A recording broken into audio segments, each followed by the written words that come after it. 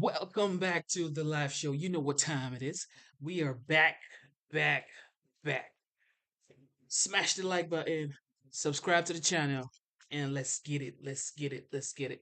The title for today would be A Great American Story.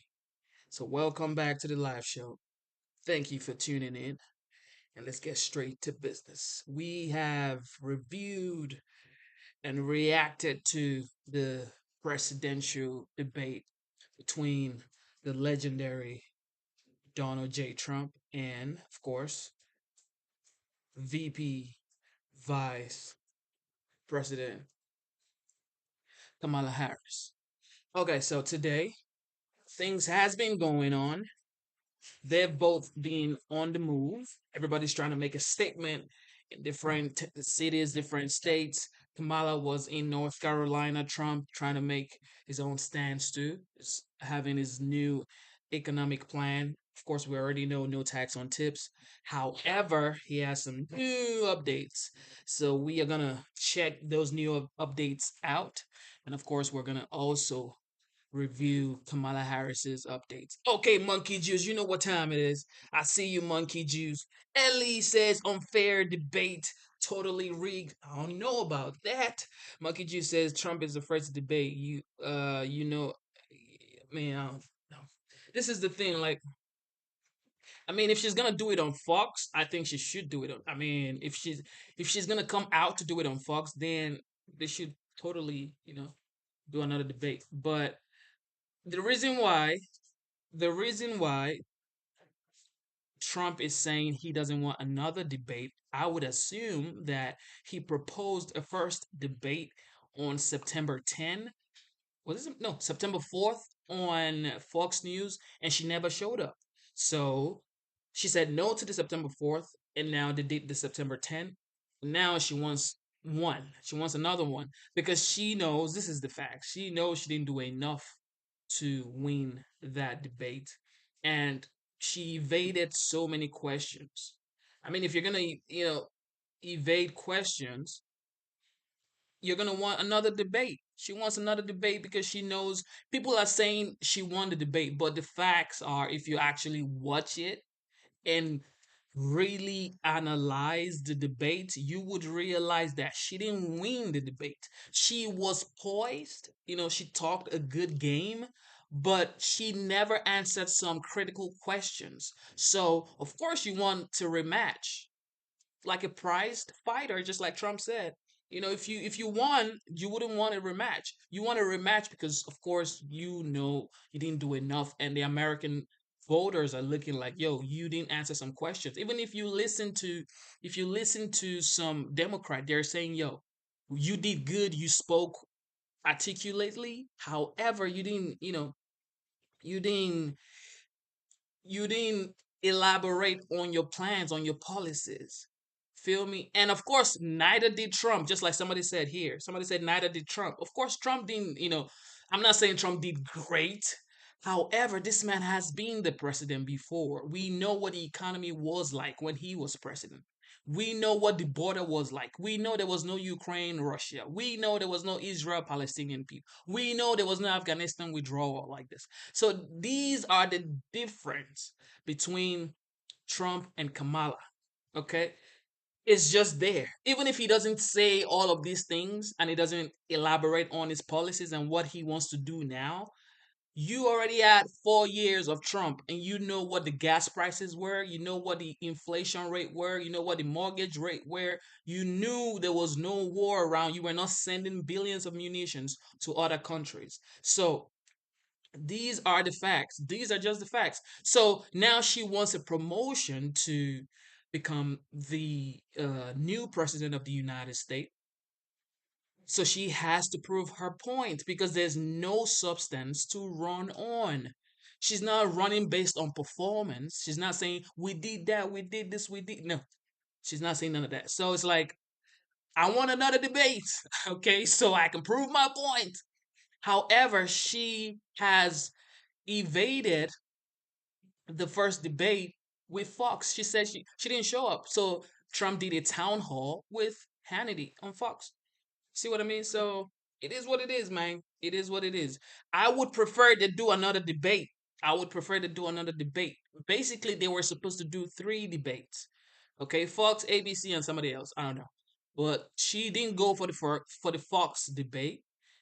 Trump, of course, showed up for the ABC because if he didn't show up, like Kamala didn't show up, it would be a different story. Nobody would be saying, Trump, they would be like Trump is scared. But she didn't show up. Nobody's saying Kamala was scared when she didn't show up for the first debate on Fox. Nobody's saying Kamala is scared. Nobody said that. Everybody was saying, nobody even talked about it that she didn't show up. It wasn't even a story. You know what I mean? It wasn't even a story. Now they're saying Trump is scared. He's scared. He's scared. Bro, who is scared, bro? Like, now he may be, of course, he wants to win the debate. No, no, no. He wants to win the election. Winning the debate, do I think, or did I think Kamala won the debate? I don't think so. I don't think so. I really believe she didn't win the debate. I do believe, however, that Trump won the debate because he wasn't he didn't even attack her like he would regularly, like in his rallies and stuff like that. Trump normally is always on the attack.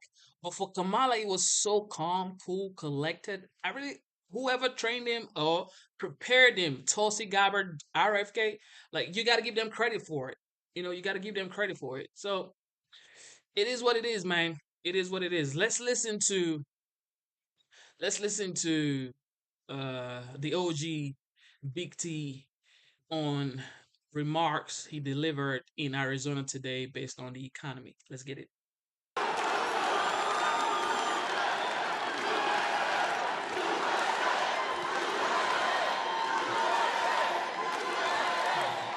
This is a very rambunctious crowd.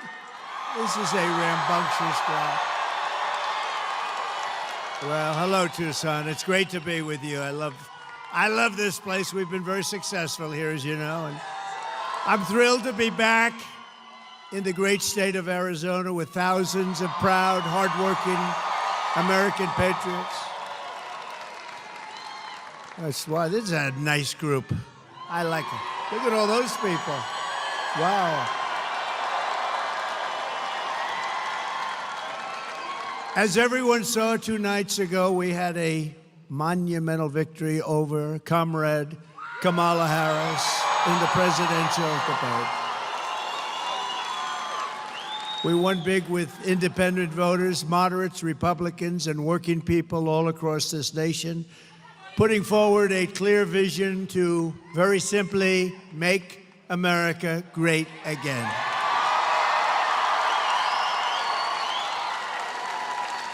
Meanwhile, Kamala Harris showed up spewing empty rhetoric, the same old lies, meaningless platitudes, offering no plans, no policies, and no details whatsoever, nothing.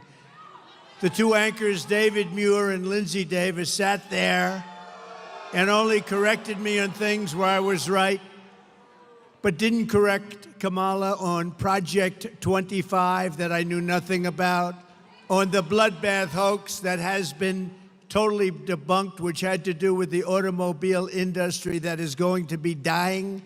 It's dying under this administration. They're all going to be shipped out to China. And everybody in the automobile industry making, manufacturing automobiles, vote for Trump. We're going to bring back that industry. These people are killing it. She talked about knowing it was all false. She talked about the Charlottesville hoax, and these people did nothing about it, which has been totally debunked, as they say, by Snopes and Snoops and everybody else. And go look it up. Go to Snoops, whatever the hell that is. Now, I hear that's a liberal site, and they came out totally in favor of me. This got to be a bad thing, but they said they gave you total phony stories. Kamala Harris said that no state allows abortion in the 9th month, which is a complete and total lie. They do. They do. And even after birth in some cases. She claimed, I want to monitor women's pregnancies. I don't want to do that. I don't want to. It's a total lie. I don't want to do that. Women I won't be following you around to the hospital, monitoring. No, she made it up. She's a liar. She doesn't work at McDonald's. She said she worked at McDonald's, right? Right? She worked at McDonald's and she was working so hard. There's only one problem. She didn't work at McDonald's. She's a liar. Liar. She claimed that I want to deny people IVF treatment when, in fact, I want to require insurance companies to pay for it. And I came out totally in favor of IVF. That's fertilization for the men in the audience. Of which we got a lot of tough ones here. She claims she doesn't want to ban fracking when she said repeatedly over a 10-year period, I will not have fracking. Then about a little while ago, she goes, I'd love to have fracking. Her pollster came back and said, this is not good. In Pennsylvania, you want to ban fracking, that's not so good. That's a big part of what they do, right? And she came back. All of a sudden, she thought fracking was wonderful. Here's what happens with all of these things. Right after the election, she goes back to where she was. She claims she doesn't support mass gun confiscation, when in fact, she supported it entirely, and through her entire career, think of that, she wants to confiscate your guns.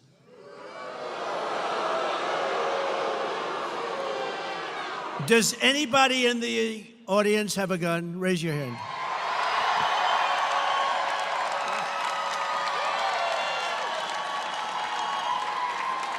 Would you mind if this lunatic knocked on your door? Hello, I'd like to take away your gun. Is that all right?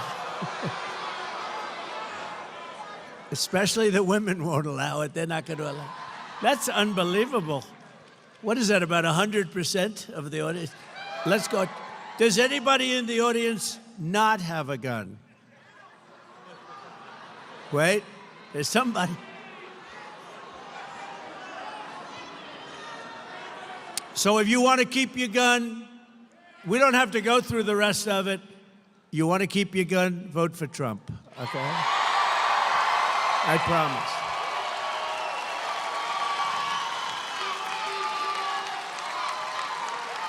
But, you know, she did something even worse than that. You know what it is? She was the leader of a thing called a movement, Defund the Police. How about that? She was the leader of the movement to defund the police. Now think of it. Anybody that wants to defund the police, that's called, she's down and dirty left, okay? That's down and dirty. If she's in there for a week at defund the police, we don't want her to be president. We don't want her for anything, frankly. But all of a sudden, she says, no, I never said it. You know, she actually goes around saying she never said it. But we've got like 10 years of tapes where she's saying it. With the guns, with the fracking, with everything we mentioned. She had many years of tapes. But the public was not fooled. They saw right through it. Kamala's lies and unprecedented partisan interference of two low-life anchors. They're low-lives. For them to do what they did, and they wouldn't correct her on like Project 25. I don't know what the hell it is. I purposely have not read it. I could, but I don't want to, because they never had my authorization. And for them to allow her to get away with me, everything I said, well, we don't think it's true, like the crime statistics. The FBI didn't report the most crime-ridden cities. They didn't do it. They left out large numbers of areas where they had a lot of crime. So the numbers came in, they weren't up too much. And if anybody in this audience doesn't think there's more crime now, there's so much more crime now, but they gave false and fraudulent numbers. They did it with something else. 818,000 jobs. Think of it. They said they had 818,000 jobs that didn't exist. So your jobs numbers look better, but now they had to do. What happened is they were taken away by a leaker. Usually I don't like leakers, but I like this particular leaker, whoever it was. But when a prize fighter loses a fight, you've seen a lot of fights, right? The first words out of that fighter's mouth is, I want a rematch, I want a rematch. And that's what she said, I want a rematch. polls clearly show that I won the debate against Comrade Kamala Harris.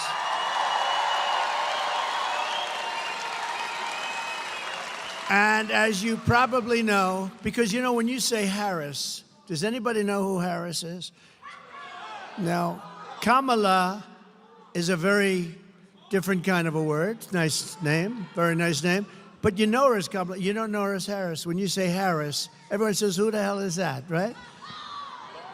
But she immediately called for a second debate, which means that she was like a prize fighter that lost a fight. We had two debates, though. I had a debate with crooked Joe Biden, right? And I had another debate with her. She and crooked Joe have destroyed our country with millions of criminals and mentally deranged people pouring into the USA, totally unchecked, unvetted, and with inflation bankrupting our middle class. It has gotten bad. Everyone knows this, and all of the other problems caused by Kamala and Joe. It was discussed in great detail during the first debate with Joe and the second debate with Comrade Harris. She was a no-show at the Fox debate. Fox invited her. She was a no-show. I sat with the great Sean Hannity. Does anybody know Sean Hannity? Good man. He's a good man. And I said, where is she? She didn't show. So we did a town hall. And he got great ratings on that town hall, I'll tell you right now. Got really great. Led all of television for the week. It's not bad, right? Simple town hall. Turned out to be a town hall from what it was supposed to be, but she didn't show up. And refused also to do NBC and CBS. She went over to ABC, which in my opinion has taken a big hit because these two people were bad news. They kept screaming at me. I said, why are you screaming? I'm saying to myself, I'm looking at him. I always liked him. I'm not going to watch him anymore. I'm not going to watch him because he's not legit. What he did, I'm not going to watch him. And his hair's not as good as it used to be, Kamala should focus on what she should have done during the last almost 4-year period. She kept complaining, well, when I'm in, I'm going to do this, and I'm going to do that. And at the end of the debate, I said, why don't you just do it? You could leave right now. Why don't you do it?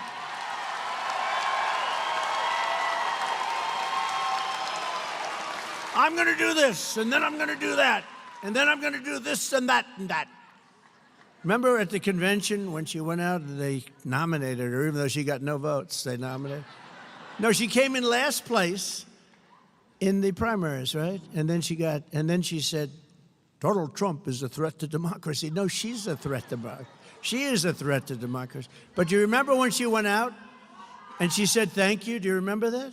It was the weirdest thing. Am I wrong? Because they were saying JD and I are weird. No, we're very solid people. She's weird.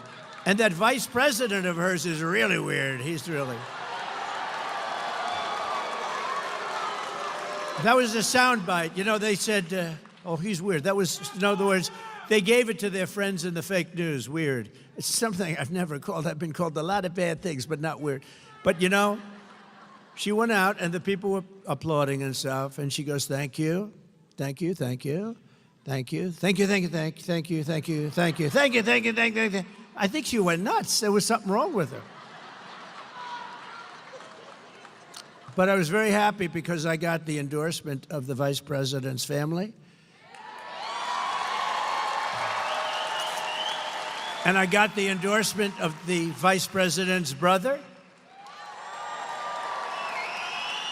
And even sent me a contribution.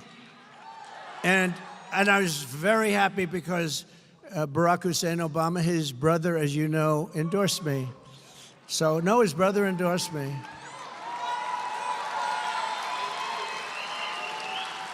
That's not easy. Now, so we have the endorsement of President Obama's brother. We have the endorsement of the brother of the future vice president. He better not win. If he ever won, this country will be in bad shape. It's already in bad shape. 3.5 years of what they've done to this country, especially, look, we're laughed at all over the world. We would have never had the Russia-Ukraine problem. We would have never had October 7th, Israel, the attack on Israel. None of these things, and we wouldn't have had inflation. And we wouldn't have had that horrible, the way we pulled out in Afghanistan was so horrible. None of those things would have happened. We would have had a much different country. And we wouldn't have 21 million people in our country right now that shouldn't be here. That I can tell you. So because we've done 2 debates and because they were successful, there will be no third debate.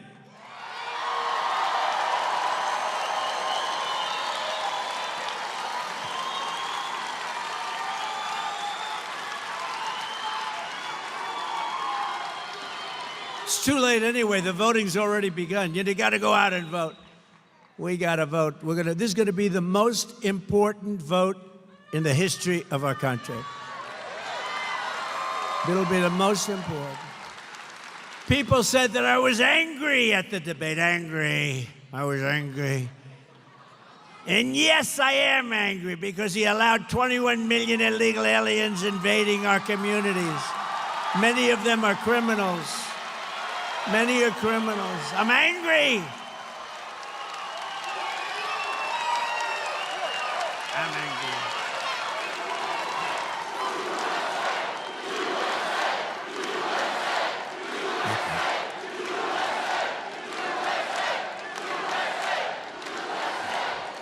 They said he's an angry person. No, they're destroying our country. I don't like. She's smiling. All practice, right? Did you see her? She's like a. We're talking about a border invasion, the likes of which no country has ever suffered, and she's like this. But I am angry about Venezuelan gangs taking over Aurora, Colorado, and illegal Haitians, and he came in, illegal Haitian migrants taking over a beautiful place. It was so beautiful. Springfield, Ohio. I was there. I campaigned there a while ago. Springfield, it was so beautiful. Now it's just, what a place.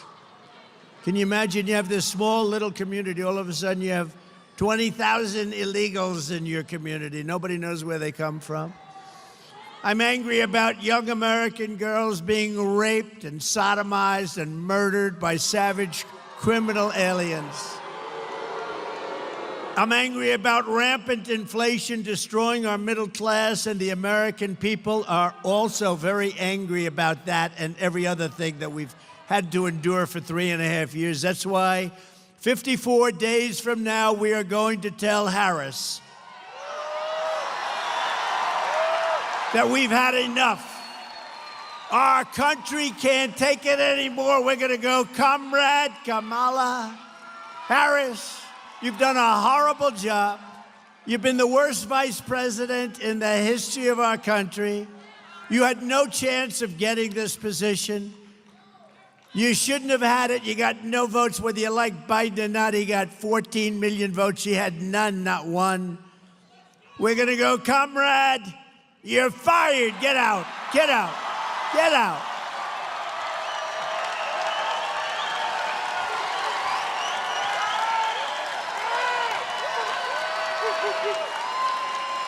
Thank you. Thank you, everybody.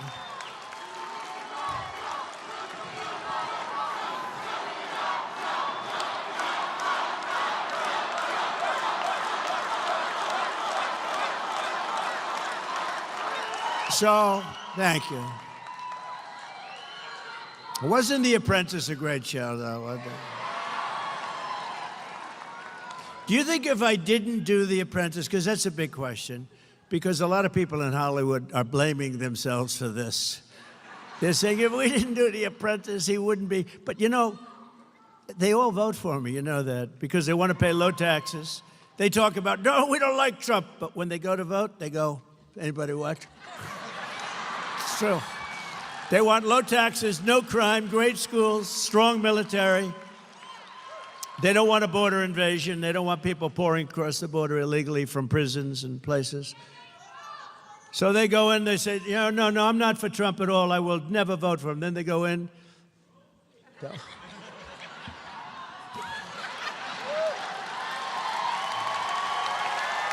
It's true. And then they go out and they do exit polls. And you know, in 2016 and 2020, where I got many more, millions more votes, by the way, I hate to say that. They say, oh, that's a conspiracy theorist. No, it's called, I got more votes than any sitting president in the history of our country.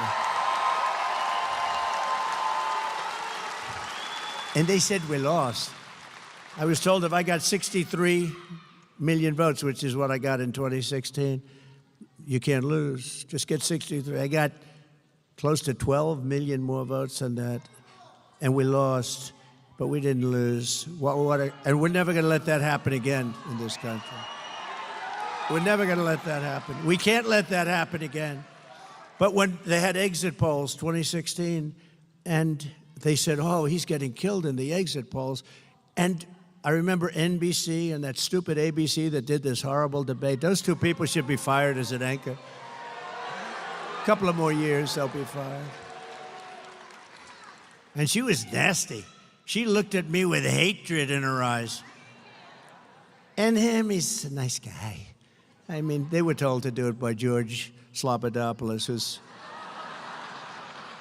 who's in the group, right? George Slopadopoulos. But on the exit polls, so people are walking out and they're saying, would like to know something, sir. Who'd you vote for? And they'd say, Crooked Hillary or Trump, right? But so many of them, like almost 50%, said, none of your business who we voted for. They have a tougher word, 2 words, not like Biden, 1 word, and then he gives 2. 2 words.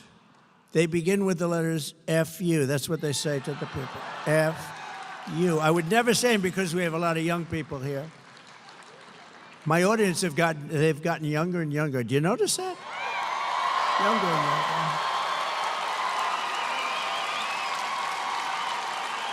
Don't worry, I still like the old people the best. I don't care. I don't care. Let that cost me, all these young people.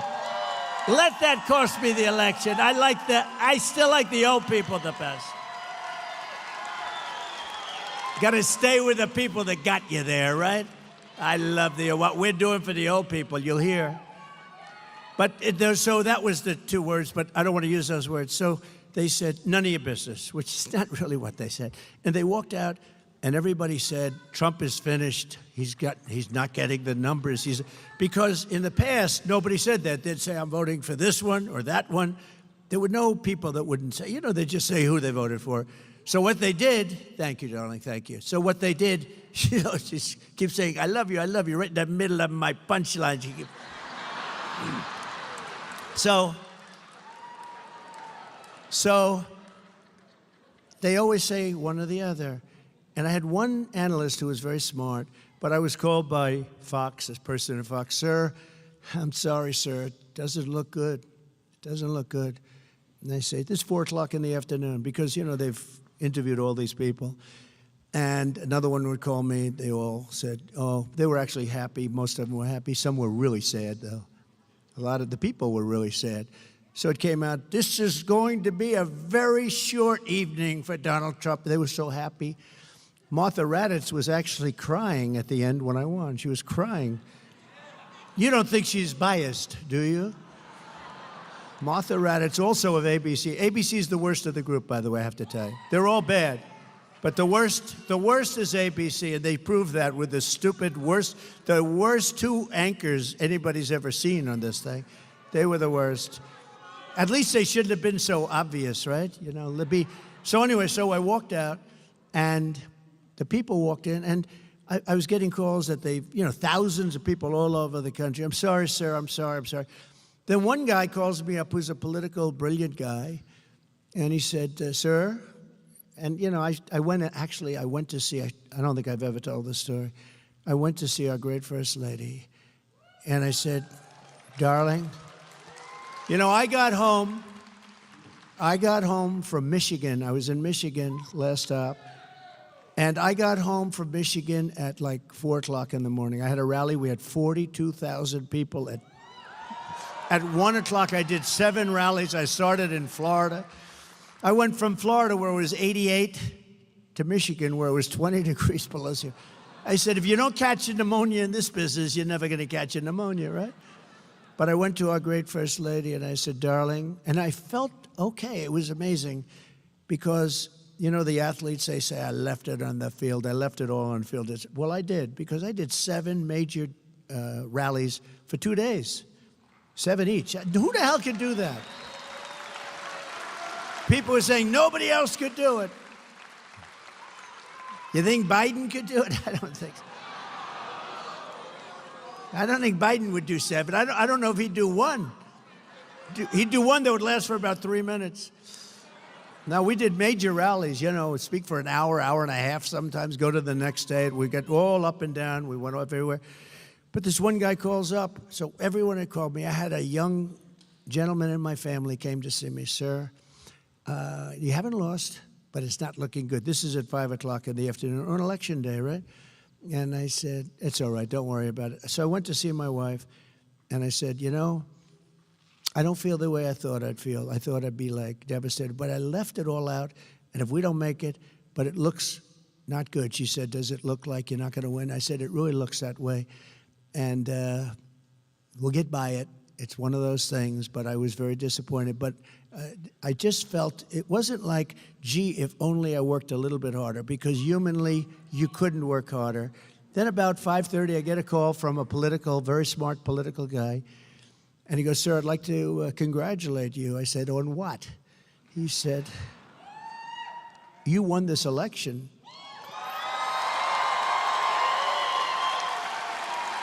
And I said, what do you mean I won the election? I was told by every pundit that I lost the election. He said, no, you won the election. I'm 95% sure, because we've never seen so many people leaving an election that said, it's none of your business, right? Meaning, you know what? It's none of your business. We've never seen that before. A massive number, like almost 50%. Who'd you vote for? None of your business. He said, every single one of those people belong to you.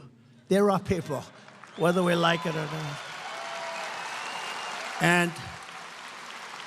And he said, you're going to win Florida, you're going to win Georgia, you're going to win all these states. I think you're going to win because, you know, normally it would be like 5%, 10% might say it. You've got 50%. There's never been anything like that. And I believe all those votes are your votes. I said, well, all right, good. And then all of a sudden they came out, and the rest is history, right? The polls closed. And they started with Donald Trump. So Florida closed at 8 o'clock or whatever. And within like seconds, it closed. Florida polls have closed. Donald Trump has won the great state of Florida. Donald Trump has won the great state of Georgia. Donald Trump. And went all the way up the East Coast, all over the place. And we ended up winning. That was quite a day, wasn't it, though? And then we did much better the second time, much better, much better. And then, but this is going to be the time, because we've never had the enthusiasm that we have now. We've never had it. Because now you see how bad they're doing. You know, you see how bad. Before, you didn't really, there was nothing to judge, right? Because I was the president, we did great. We had a great economy. We got hit with COVID, which is China. And, you know, people didn't really think in terms of that. It was a terrible thing, but we got hit. The whole world got hit. The world, $62 trillion and millions of deaths all over the world. The world got hit. Everybody, Abe in Japan was devastated by it. So many people were devastated. Good people, very good people, great people, actually. But what happened was amazing, and now they see how bad a job they've done. Think of it. The inflation, the economy is terrible. Everything's terrible. We're not respected in the world. A war that would have never happened with Russia and Ukraine started. A situation in Israel would have never, ever happened. Never, ever happened. And that's a disaster. The whole Middle East is blowing up. Viktor Orban, the Prime Minister of Hungary, said, you got to bring Trump back or this whole world is going to blow up. So we're going to do things. But I will tell you, 16 was great. 20 was better. And this one blows both of them away because we've never seen the enthusiasm. Like, look at this crowd. We've never seen the enthusiasm that we have. So I'm pleased to be joined this afternoon by the next senator from Arizona, and we're going to call her a different name. She may be angry. I haven't told her this, but she may be angry. She may never speak to me again, but I'm going to give her a different name because, you know, she's very strong on the border. She knows the problems that you're having in your state. Arizona's got tremendous problems with illegals coming in from all over the world and just pouring in and, you know, by the way, taking Hispanic jobs, taking African-American jobs, taking people that have been here a long time, citizens, taking the jobs. But she's been very strong on it. And I just realized, because it's gotten so bad, when you look at Springfield, Ohio, when you look at Aurora in Colorado, where the governor has no, I feel so sorry for this guy. He has no idea what to do. He's a Democrat, so, you know. He has no idea what to do about it. He's devastated. He's afraid to do anything. But if you look, the Venezuelans have taken over. I mean, and they walk in with guns, the biggest guns that I've ever seen. They had guns that were Supreme. They call them Supreme guns, AK-47 Supreme. They have stuff, I don't know where the hell they get this stuff. They come in, they've taken over buildings. They're in the real estate business, let's put it that way. And that's just the beginning. It's going to get really bad, okay?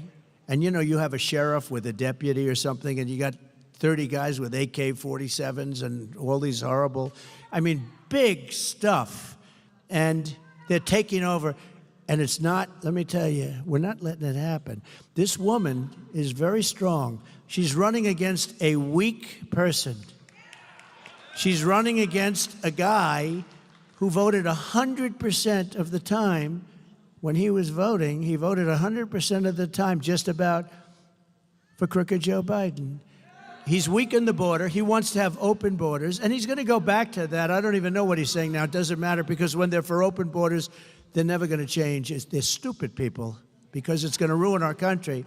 But she's tough in the border, so if you don't mind, I'm going to call her Border Carrie Lake. From now on, it's Border Carrie Lake.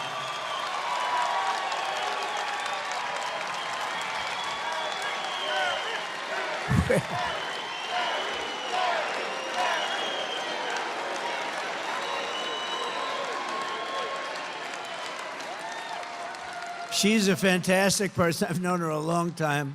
I was one of the early people that endorsed her, and I'll tell you, she is tough on the border. And, you know, that's taken over. I think in 2016 I won, maybe because of the border. I don't know, the economy, the border, whatever, but a lot of it was, but the border, and I fixed it. And in 2020, I couldn't talk about the border. My people would say, sir, you're wasting your time talking about the border. I say, well, wait a minute, I fixed the border. I want to talk about it. Nobody wants to hear it. You know, once it's fixed, nobody wants. I made that border so strong, and I couldn't talk about it. But let me give you the bad news. That border was 1/100th of what it is now. That border was, when I took over, it was bad. But it was just a fraction of what now. It's horrible and dangerous, and we're ruining our country. We're destroying. So Carrie told me that she's going to be focusing on the border, right? And she is, you're going to get it fixed, right? You're going to get it fixed? And she's going to get it done. She's tough. She's tough on the border, though. It bothered her from the first day you started having the problem. She would have done it as governor, and that race was a very sad race because she did great.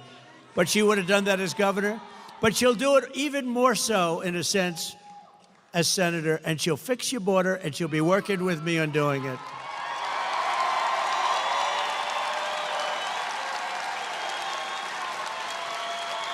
Border Carrie Lake. Thank you. Thank you, Border Carrie. I don't know. I'm giving her a tag. You know, when I give people tags, it stays. But that's a good one. She's going to be great. She'll be a great. And the guy, honestly, he is nothing. This guy that's running, he's got nothing going, and he couldn't care less about the border. You need help. You can't let this happen. Also, a candidate who's a great person, who I endorsed, he just did a fantastic job of everything he's done. Now he's running, as you know, for Congress. He's doing really well. Won in the primaries, tough races. Won in the primaries. He's somebody that really seems to be able to get the job done like very few people that we all know. But Abe Hamadeh is here someplace.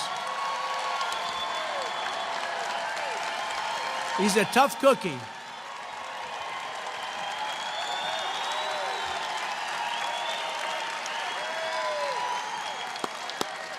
He's a tough cookie, and I can really name him border also, but how many names can I use? But you're a big border guy. You want to see a strong border, and you'll win on the border. You will, and Kerry will win on the border. You don't have to talk about anything else, because everything else we'll fix. We'll take care of we'll bring your interest rates down. We'll do everything, but you'll win on the border. If you guys just focus on that, you don't have to talk about much else. There's a man that's going to help you a lot on the border, too. He's a fantastic friend of mine, Art Del Cuello. Border Patrol, the head of Border Patrol. Where is Art?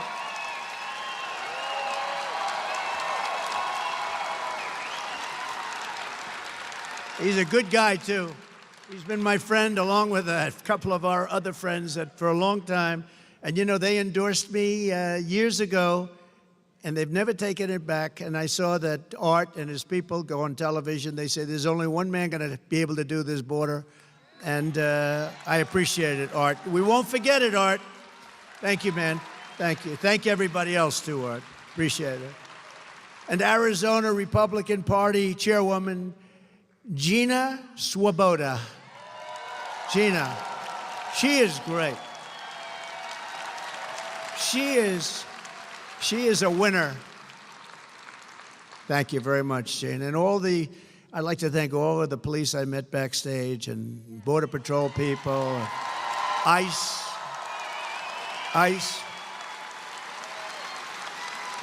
That's great to stand up for them. They go through a lot. That's great. Look at that. Look at that, Art.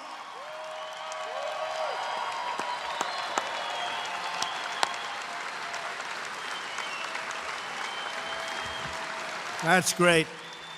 And they deserve it, too. You don't know how much respect we all have for you and the job you do, and it's dangerous work. And, you know, they want to really do the job. They're stopped from doing their job. They want to do their job. They want to work. It's more dangerous. It's harder. But they want to save our country. These people are incredible, I'll tell you. As the people of Arizona understand better than anyone else, under Kamala Harris, our country is under a thing called invasion. Did you ever hear the word invasion? Just like a military. It's like a military invasion. We're being conquered and we are being occupied by a foreign element. And, you know, if you think about it, China has a 5 million man army, mostly man in that case, I can tell you. But they have a 5 million person army. And we have 21 million people coming this year. This period of time, 21 million people over the period of the last few years. Think of it. They have a 5 million, that's a big army. And we have 21 million people here, so cut out half. That means you have 10 million people, and they have guns. You just see that. If you look at Colorado, take a look at Aurora. They have guns that are the most sophisticated guns anywhere in the world. High-powered stuff. And, you know, you say to yourself, so if you cut the number in half, 10 million people, and cut that number in half, 5 million, that's the size of China, and what they have as an army. It's pretty dangerous stuff. We got to get them the hell out of here. As discussed in the debate, not only is Comrade Kamala allowing illegal aliens to stampede across our border, but she is flying them here from other countries. Remember, she said, no. Remember when their polls were crashing a few months ago, she said, oh, and they issued some order, Art. I don't know what it was, because it stopped it a little bit, slowed it down a little bit, but it doesn't mean he knows. He's laughing. He knows, because they'll slow it down a little bit, then they'll say, oh, look at the numbers. But they have a problem. They didn't include the airplane numbers. They fly them in by the tens of thousands. Think of it. They're trying to say they're into the border, and yet they have airplanes, beautiful airplanes, going and picking them up and dropping them into the middle of our country, where I would say that the states, it means we really have 50 border states. No, they're dropping them into the middle of our country all over the place. They fly them in. Think of that. They fly them in by jets. They're flying in all the time. And Art, they don't count those numbers, do they? They don't talk about them. When they fly in, and then they have a special app, right? They have an app where the cartels are allowed to use the app to get their people in. Do you believe this? It's an app for cartels. So the illegal cartels that are among the richest people in the world, by the way. We think we have a lot of wealth. Well, take that 400, the Forbes 400 or whatever it is. Forbes isn't doing so well anymore. But take whatever the hell 400 they have. These guys would qualify. In many cases, they'd be a hell of a lot richer.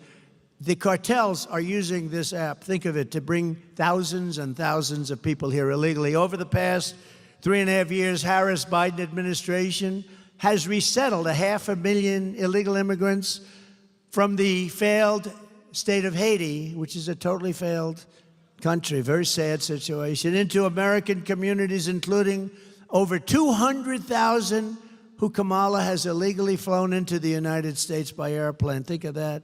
And they're coming out of Haiti, and they're coming out of other failed countries at levels that nobody has ever seen before. In addition to Aurora, Colorado, there's a place called Springfield, Ohio, that you've been reading about. 20,000 illegal Haitian immigrants have descended upon the town of 58,000 people, destroying their entire way of life. This was a beautiful community, and now it's horrible what's happened. Enrollment on the state's Medicaid and food assistance programs have soared. Motor vehicle accidents have skyrocketed. Recording of 911 calls even show residents are reporting that the migrants are walking off with the town's geese. They're taking the geese. You know where the geese are? In the park, in the lake. And even walking off with their pets. My dog's been taken. My dog's been stolen. This can only happen. These people are the worst. I'm telling you, Biden and Kamala, this is the worst combination in the history of our country. The only one happy is Jimmy Carter, because he's no longer referred to as the worst president in history. Not even close. Likewise, the small 4,000-person town of Charleroi, Pennsylvania. Have you heard of it? Charleroi. What a beautiful name. But it's not so beautiful now. Has experienced a 2,000% increase in the population of Haitian migrants under Kamala Harris. So Pennsylvania, remember this when you have to go to vote. Okay, just remember this. 2,000% increase. This is a small town. All of a sudden, they got thousands of people. The schools are scrambling to hire translators for the influx of students who don't speak not a word of English, costing local taxpayers hundreds of thousands of dollars, and the town is virtually bankrupt. This flood of illegal aliens is also bringing massive crime to the town and every place near it. Earlier this year in Massachusetts, one of the Haitian illegals who Kamala flew into America was charged with raping a 15-year-old girl and badly hurting that girl. Also in Massachusetts, a Haitian migrant was charged with raping a pregnant woman and beating her very badly. Yet another Haitian migrant who she imported was arrested for molesting a 10-year-old child who lived right next door. The child next door was badly hurt. In New York this year, an illegal brought in through Kamala's migrant phone app was charged with savagely murdering his 2 roommates. He had 2 roommates set up by the people that set that up in this country. Welcome. They go, welcome. What would you like? Oh, I'd like to have a nice room. Okay, we'll give you 2 roommates. Viciously stabbing them to death. But these are just a few of the many stories. There are hundreds and hundreds. There are thousands of stories. They're coming in from all over the world, from prisons and jails, from mental institutions and insane asylums, and many tourists at numbers that we have never seen before. You've never seen these numbers before, Art. You never saw these numbers before. Have you? You've never seen anything like this. This is unique, at least with you. It's unique. We cannot let this happen to our country. It will not end well unless Donald J. Trump is elected the 47th president of the United States.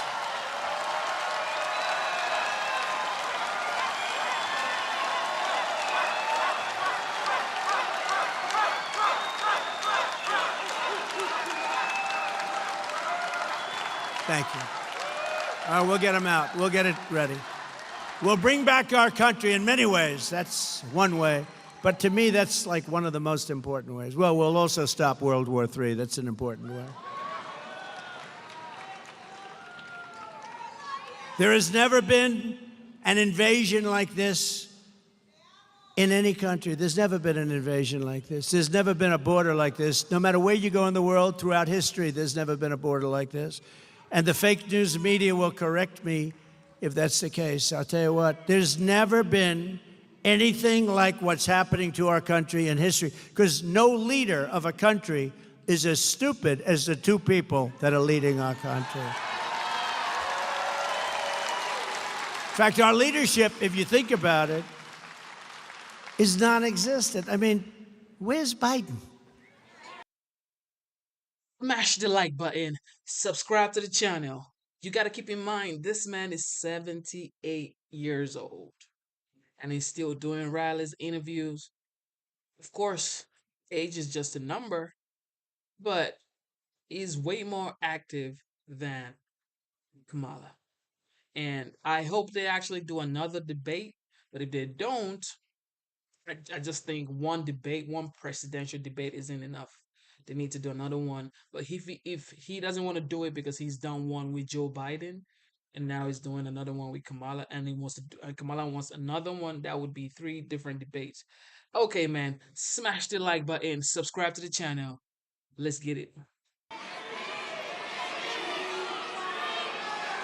Do you think he lies awake at night, turning and tossing on finding a way to stop the horrible war between Russia and Ukraine? I don't think so. He hasn't spoken to Putin in years. I will get that war settled as president-elect.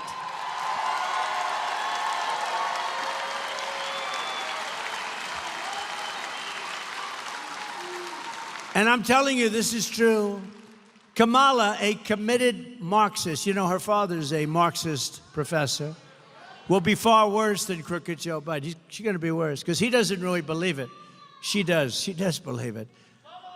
And she'll go back to no fracking and all the other things we talked about. She'll go back to them on day one.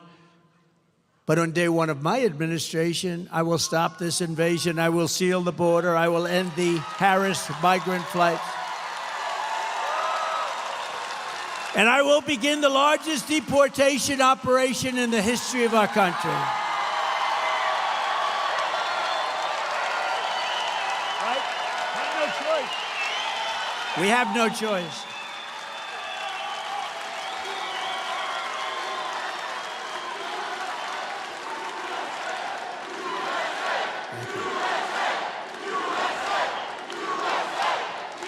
Thank you. Thank you. We will not allow our country to be destroyed. They're destroying our country. We will get the criminals out, and we will not let them back into our country. We're not going to let them back in. They're staying out. You know, the other countries are doing this. You know that. And this is all over the world. This isn't just South America. This isn't Honduras alone and Guatemala, El Salvador, Mexico. This is all over the world. The Congo in Africa comes. A lot of people coming from the Congo, but Africa, they're coming. Asia, the Middle East, and South America, but they're coming from all over the world. And they're coming from prisons, and they're coming from jails.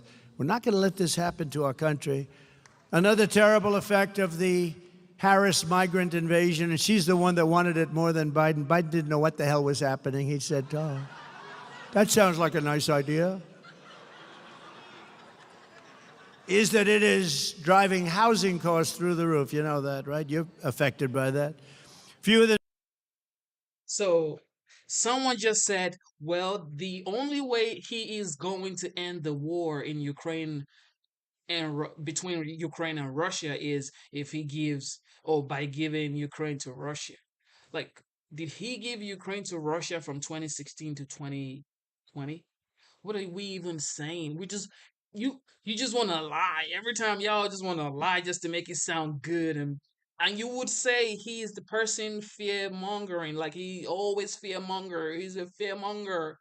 You guys are, because you're saying he's gonna give Ukraine to Russia. When did he ever do that? He has been the president for 4 years.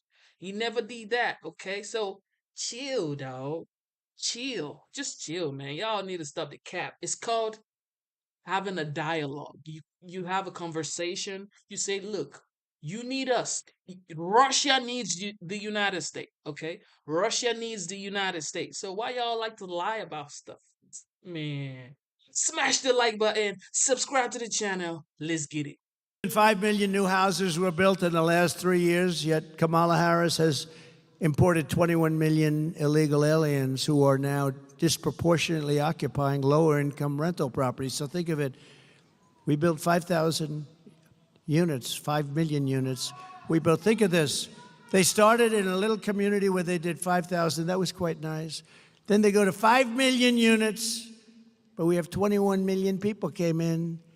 None of them are going to be paying a lot of rent, I can tell you that. Because a lot of those people are people that shouldn't be here. Some should, but a lot of them are people that shouldn't be here. As just one example, a vivid one, look at the explosion in rent in Springfield, Ohio, where Kamala has resettled the 20,000 Haitians. There's a chart up here someplace.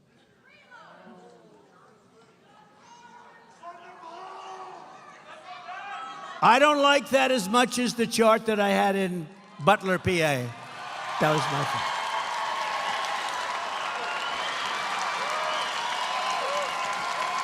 That was my favorite chart. Okay, this right here is for the Democrats. Why did this whole thing? Why did it start? Why did this whole thing start? Ukraine and Russia. Why did it start under the current administration? Israel and the Palestinian people. Why did it just rekindle itself under this new administration? Why? That's the question you need to ask yourself. Why though? And you guys say, well, Kamala was saying Trump is a weak person. Nobody respects Trump. Why didn't Russia try to do all of these things during Trump's time? And why didn't the Palestinian people and Israel do all of these things when Trump was president? He has conversations with these leaders and they respected him because nobody wanted smoke with Trump.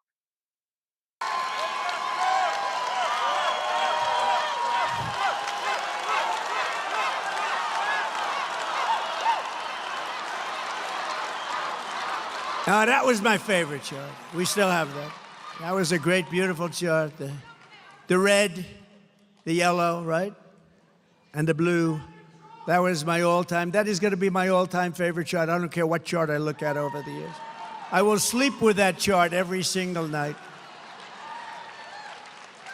But look at the numbers and look at the way those lines are. They're totally out of control. When I return to the White House, we will require that all... Wake up, mate says because they were building up. What are you saying, dog? They were building up?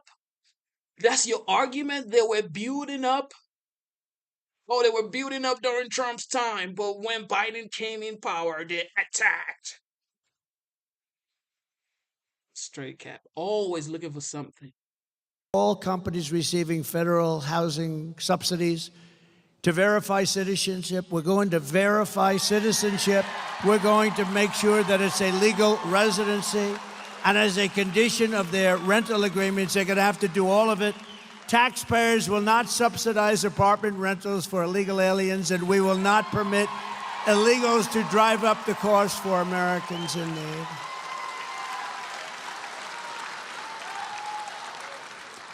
In addition, I will ban all mortgages for illegal aliens. You can't have it.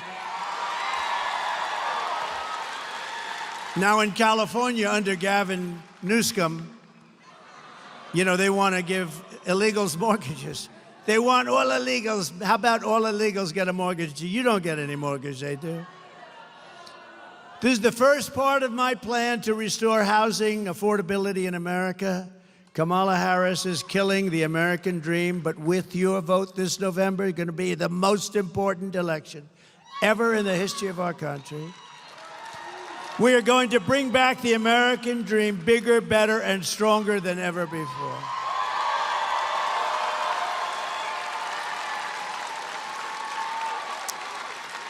Going to bring it back. Under my leadership, we had the greatest economy in the history of the world. Before the pandemic, we raised real median household income by $7,684, a record per family. We achieved the lowest Hispanic American unemployment rate and the lowest Hispanic American poverty rate in the history of our country. And Hispanic American household wealth and home ownership reached the highest level ever recorded. Thank you very much. I like you. But now Arizonans are experiencing an affordability crisis, and this is a crisis of historic proportions. Do you agree? You know that. You know what's going on in this area in particular. Today, not a single major city in Arizona is considered affordable, not one. When I was president, nearly 2/3 of the homes in Phoenix were considered affordable for families making the median income. Think of it, 2/3, and now it's none. Today, the number of homes that are affordable for those middle-class families is down to a number that you don't even want to hear. It's almost like nothing. Here are the other pillars of my plan to end this nightmare and help millions of Arizona families afford the house of your dreams. We will rapidly reduce inflation by slashing energy costs. We're going to slash energy costs, taxes, and we are going to slash regulations. By quickly defeating inflation, we will in turn bring interest rates down very fast. When I was president, interest rates were hovering around 2%. You got a mortgage. Oh, look at that guy, the big guy. Stand up. Look at the shoulders on him. You got a mortgage at around 2%. That's right, you. How many people have a... Who else looks like that? Nobody gonna mess with him, right? Nobody gonna mess with that guy. But he was happy when I said to Lord, you got a good mortgage. I can see a lot of other people did. Today, the mortgage rates are at 10%, 11%, 12%. You can't get the money. We're gonna bring it down very fast. We're gonna bring energy down. We will drive down the rates so you will be able to pay 2% again, and we will be able to finance or refinance your homes drastically at much lower costs. You do a refinancing or a financing if you're looking. This step alone will save Arizona families between $800 and $1,000 per month on their mortgage for a typical home. Under Comrade Kamala Harris, your electricity bills here in Arizona rose an estimated almost 100%. It's the largest increase anywhere in the country. Did you know that? Congratulations, you're number one in the... Oh, that's right. That's not good. No, congratulations. You're number one in the country for the increase in your electric bills. What the hell is going on? As president, I will end the Harris-Biden war on American energy on day one, and under my plan, it is my goal to cut your energy costs by 50% in the first year.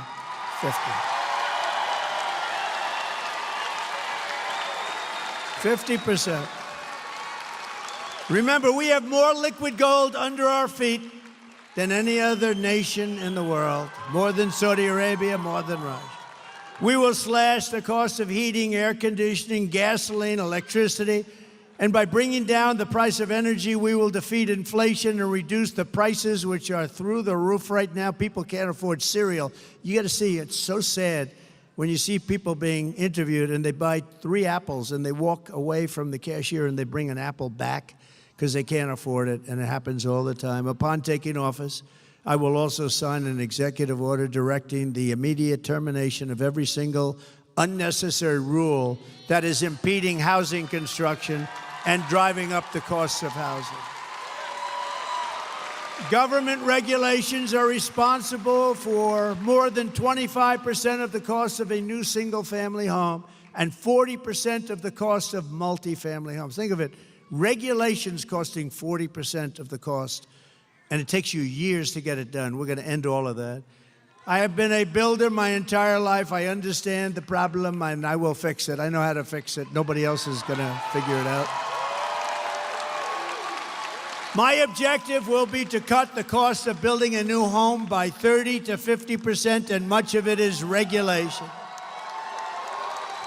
And in addition, we will open, and this is your great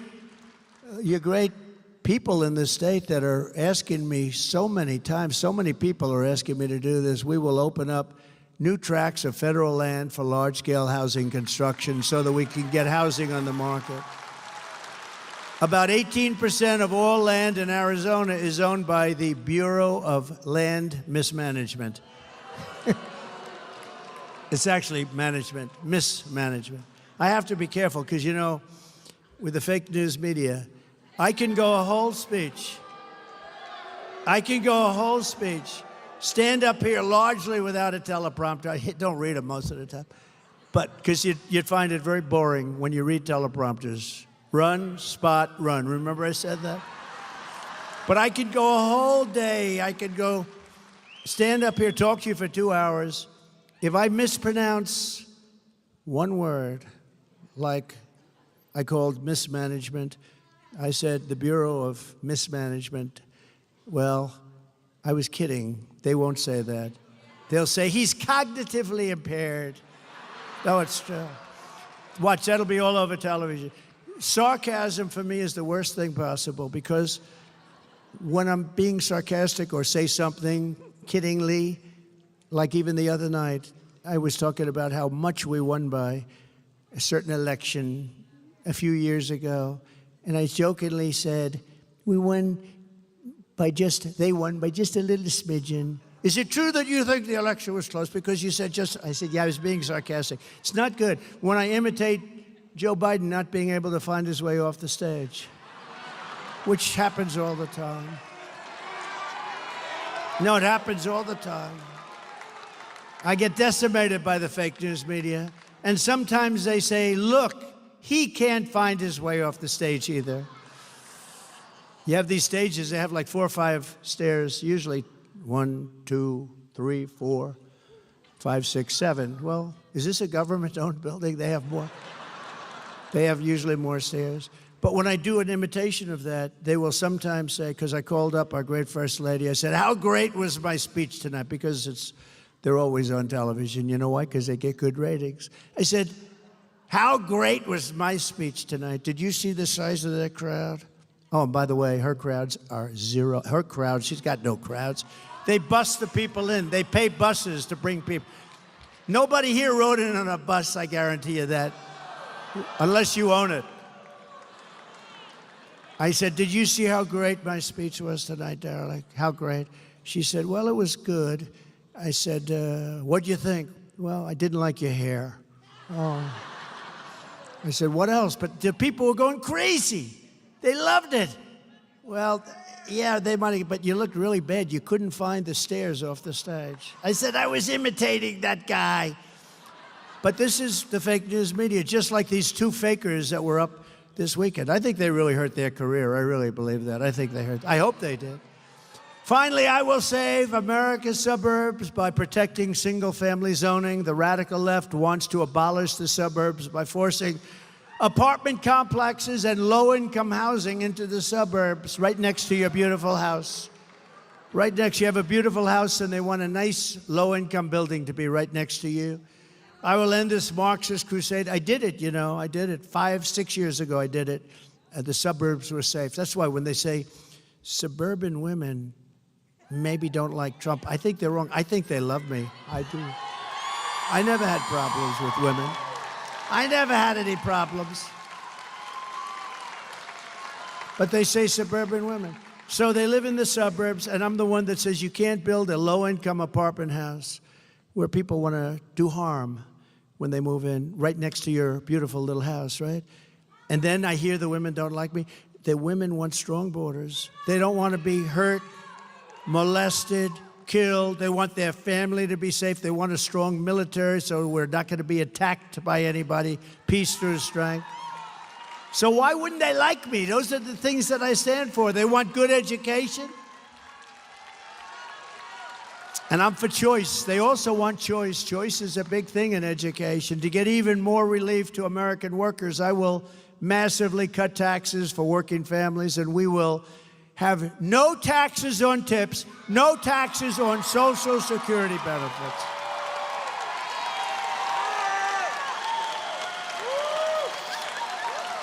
No taxes on tips.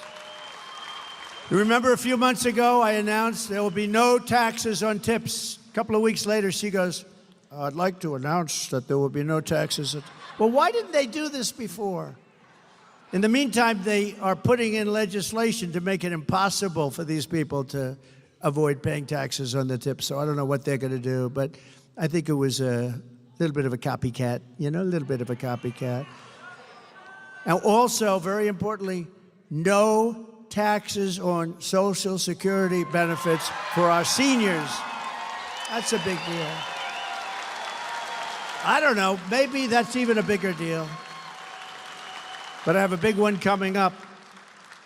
So you have the privilege of being the first to hear this, because I'm also announcing, and you remember that, seniors, when you go to vote, because you know what? You've been eaten alive by the stupid inflation caused by energy and caused by their overspending, foolishly, their stupid spending.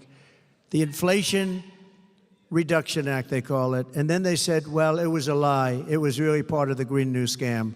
Okay, remember that? They said it was a lie. It was a massive spending, trillions of dollars, and it caused inflation, but it also was helped, inflation, by their stupid energy policy. And just so you know, they're doing about what I was doing, but that was 4 years ago, 5 years ago. I would have had it quadrupled by now. They're doing the same thing as I was doing many years ago, but they had to. They were cutting it like crazy. They lost Anwar, the biggest site in the world that I got, Ronald Reagan couldn't get, nobody in Alaska. And they went out and it was terrible. Remember the first part where it was $5, $6, it was going through the roof? And he said, bring back the Trump plan. What did they do? So they got those rigs going again, and we had sort of similar numbers, but mine would have been 4 times, maybe 5 times higher by now. And what they have is they're just steaming along. And let me tell you, if they won the election, right after the election, they're ending all fossil fuel. You're not going to have any, and you're going to find out what bad living is. Today, I'm also announcing that as part of our additional tax cuts, we will end all taxes on overtime. You know what that means? Think of that. Think of that.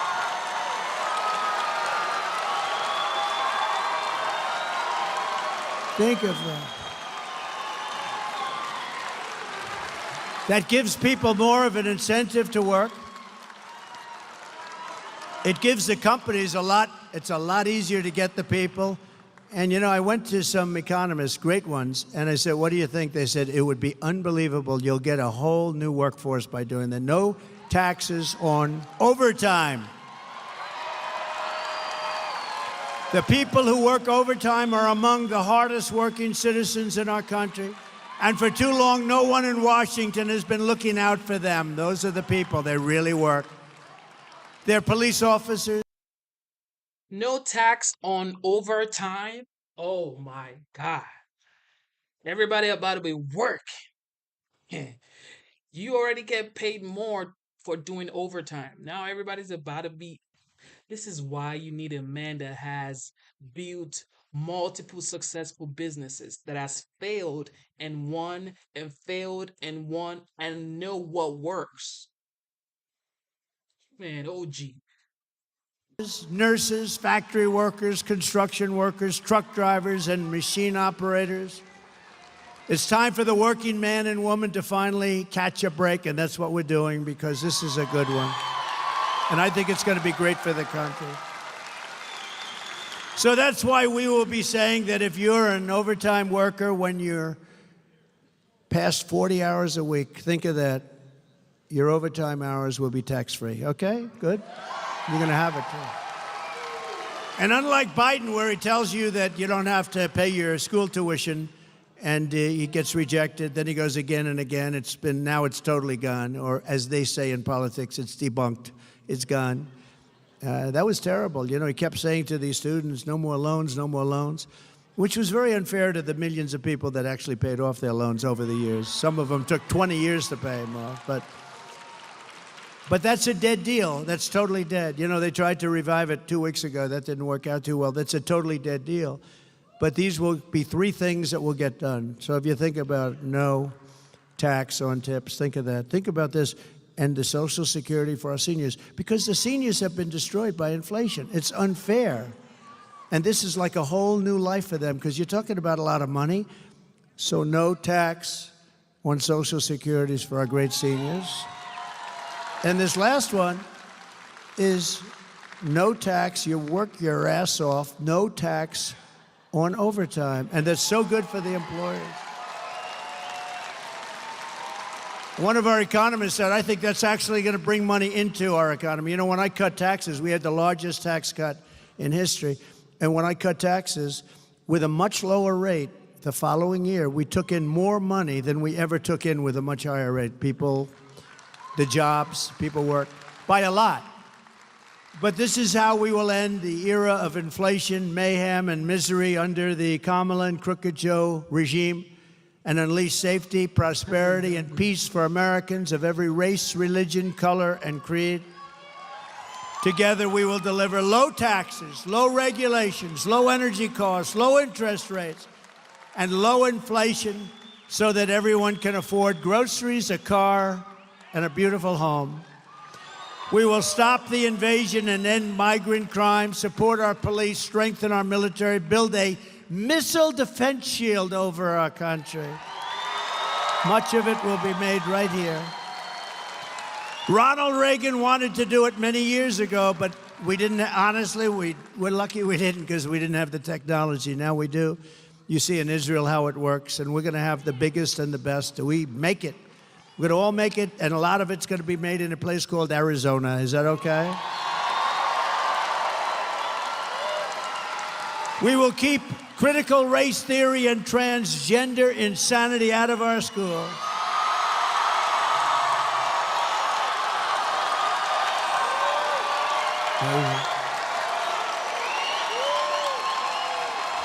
It's amazing. It's insane. You know, that always gets like the biggest applause. It's like a poll. You're like a pollster. You're like a free poll, I must say. No, but you are. It always gets the biggest, because can you imagine your child goes to school and they don't even call you, and they change the sex of your child? Think of it. And you know who the leader of that whole thing was? Kamala. And another one that gets a big hand, and it's crazy. We will keep men out of women's sports. How simple. How simple. How simple is that? Did you see the Olympics recently? It was pretty good. But they had the prize fighters, the fighters. And they had the women's fighting. They now have women's boxing. That's a big step, but they have women's boxing. And you had this beautiful young woman from Italy, and she was fighting against a man who transitioned. And there were 2 of them that transitioned.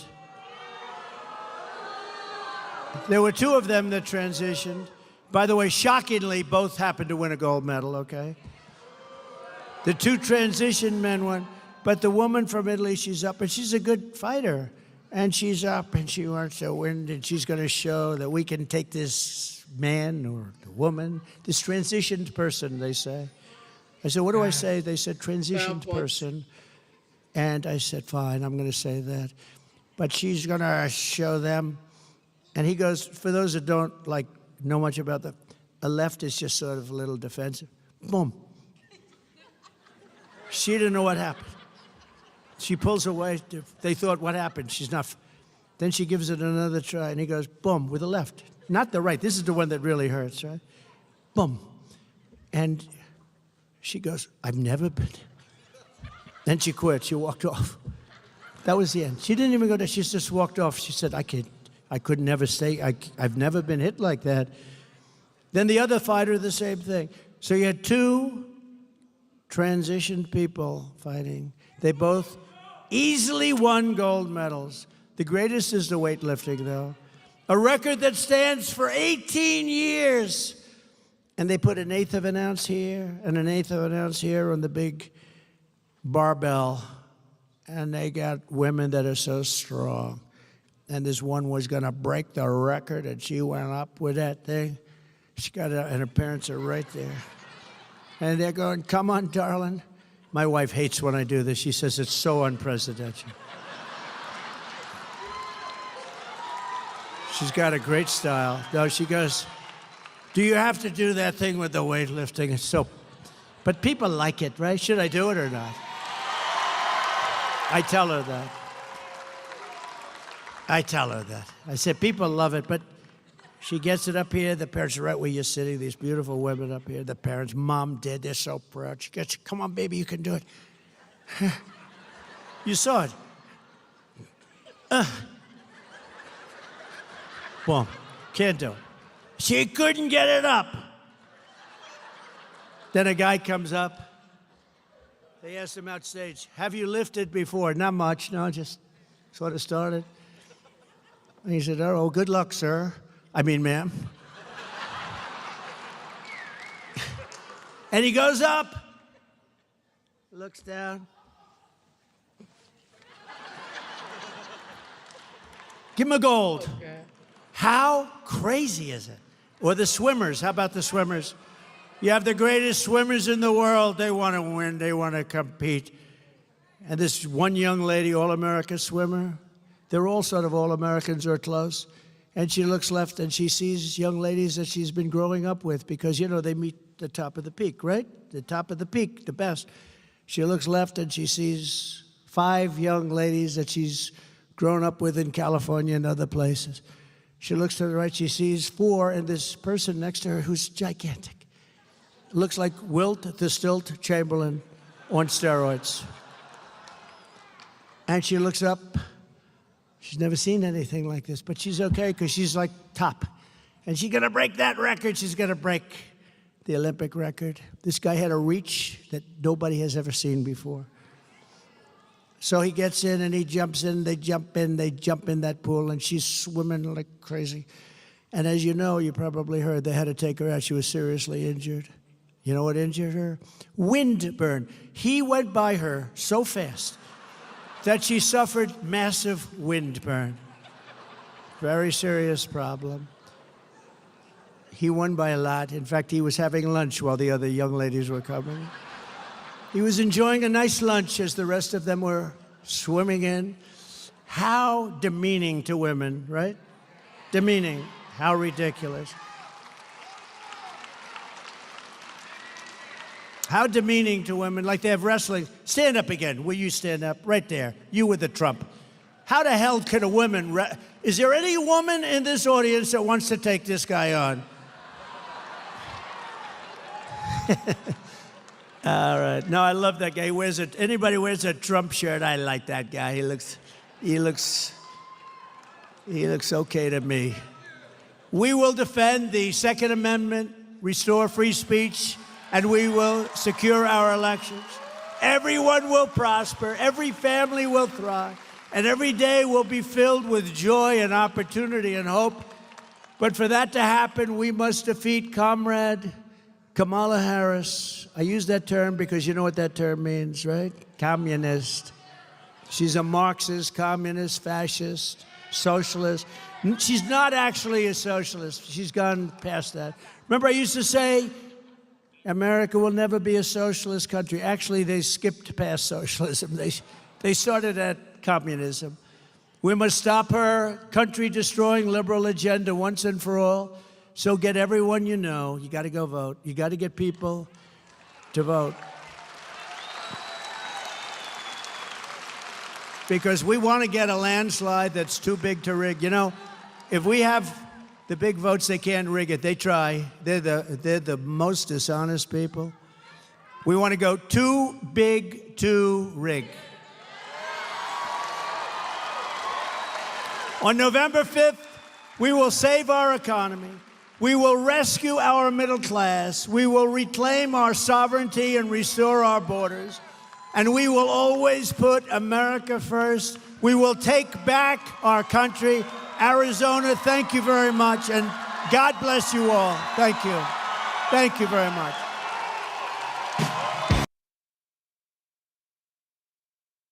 Tax on your farms. Shout out to everybody watching the live show. You know what time it is. Smash the like button. Subscribe to the channel. God bless you. God bless you. God bless you. Okay, so let's listen to Nancy Pelosi.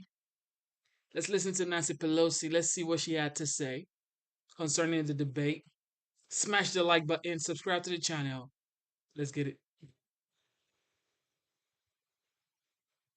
Well, I'm just wondering overall what you thought of the debate last night, because it does seem from maybe like 10 minutes into it, Vice President Harris certainly found a way to get underneath or under the skin of the former president in a way that very few people have in a public debate. Well, let's just talk about her rather than him right now. We can come back to his skin later. But right now, I want to talk about her leadership. I was so proud of her. She was presidential. She showed her new way forward, new and forward, her plan to take us forward, command of the issues, eloquence in talking about them, again, strategic in her thinking. I thought she was just spectacular, but her excellence did get under his skin. And it was so strange because one of the things I was so proud about Kamala, the vice president last night, was that she prioritized in her answers. Any one of them could be a program. And when people say, this is my thought, right? When people say, oh, she was presidential, what does being presidential mean? Do you mean that open borders is presidential? Do you mean like high inflation is presidential? Like what does being, looking, sounding, carrying yourself presidentially mean? I want to know. Okay, so you mean no wars, low inflation, low gas prices, opportunity zones, First Step Act, funding of HBCUs, low taxes, no new wars, safer borders. Those things are not presidential? Damn. Discussion, but she prioritized the importance, whether it was a woman's right to choose, whether it's our national security, whether it's issues that relate to our economy and the rest. She prioritized, and that means there's so much more to come as we go from here. So I think she did great. As to baiting him and him taking the bait, I don't even like to use his name, much less talk about him. But the fact is, I thought he looked foolish last night. I thought she looked presidential. I thought he looked silly. Have you, watching him on that stage, you've obviously, you know him very well from interacting with him in a professional capacity. Has he, what do you make of where he is at? Is his skill level the same? Is he different than he was, as you recall, in office in terms of his stamina, thinking, whatever it may be? You know, one of those big balloons when you stick a pin in and it swirls around the room until it comes down to nothing? That's what he reminds me of, just less and less and less and less. Like somebody stuck a pin in him and he's just greatly diminished. The fact that we're talking about kitchen table issues, people's personal health, their financial health, all the things that people care about. And what is he talking about? And the things you talked about earlier, which I won't spend any more time going into.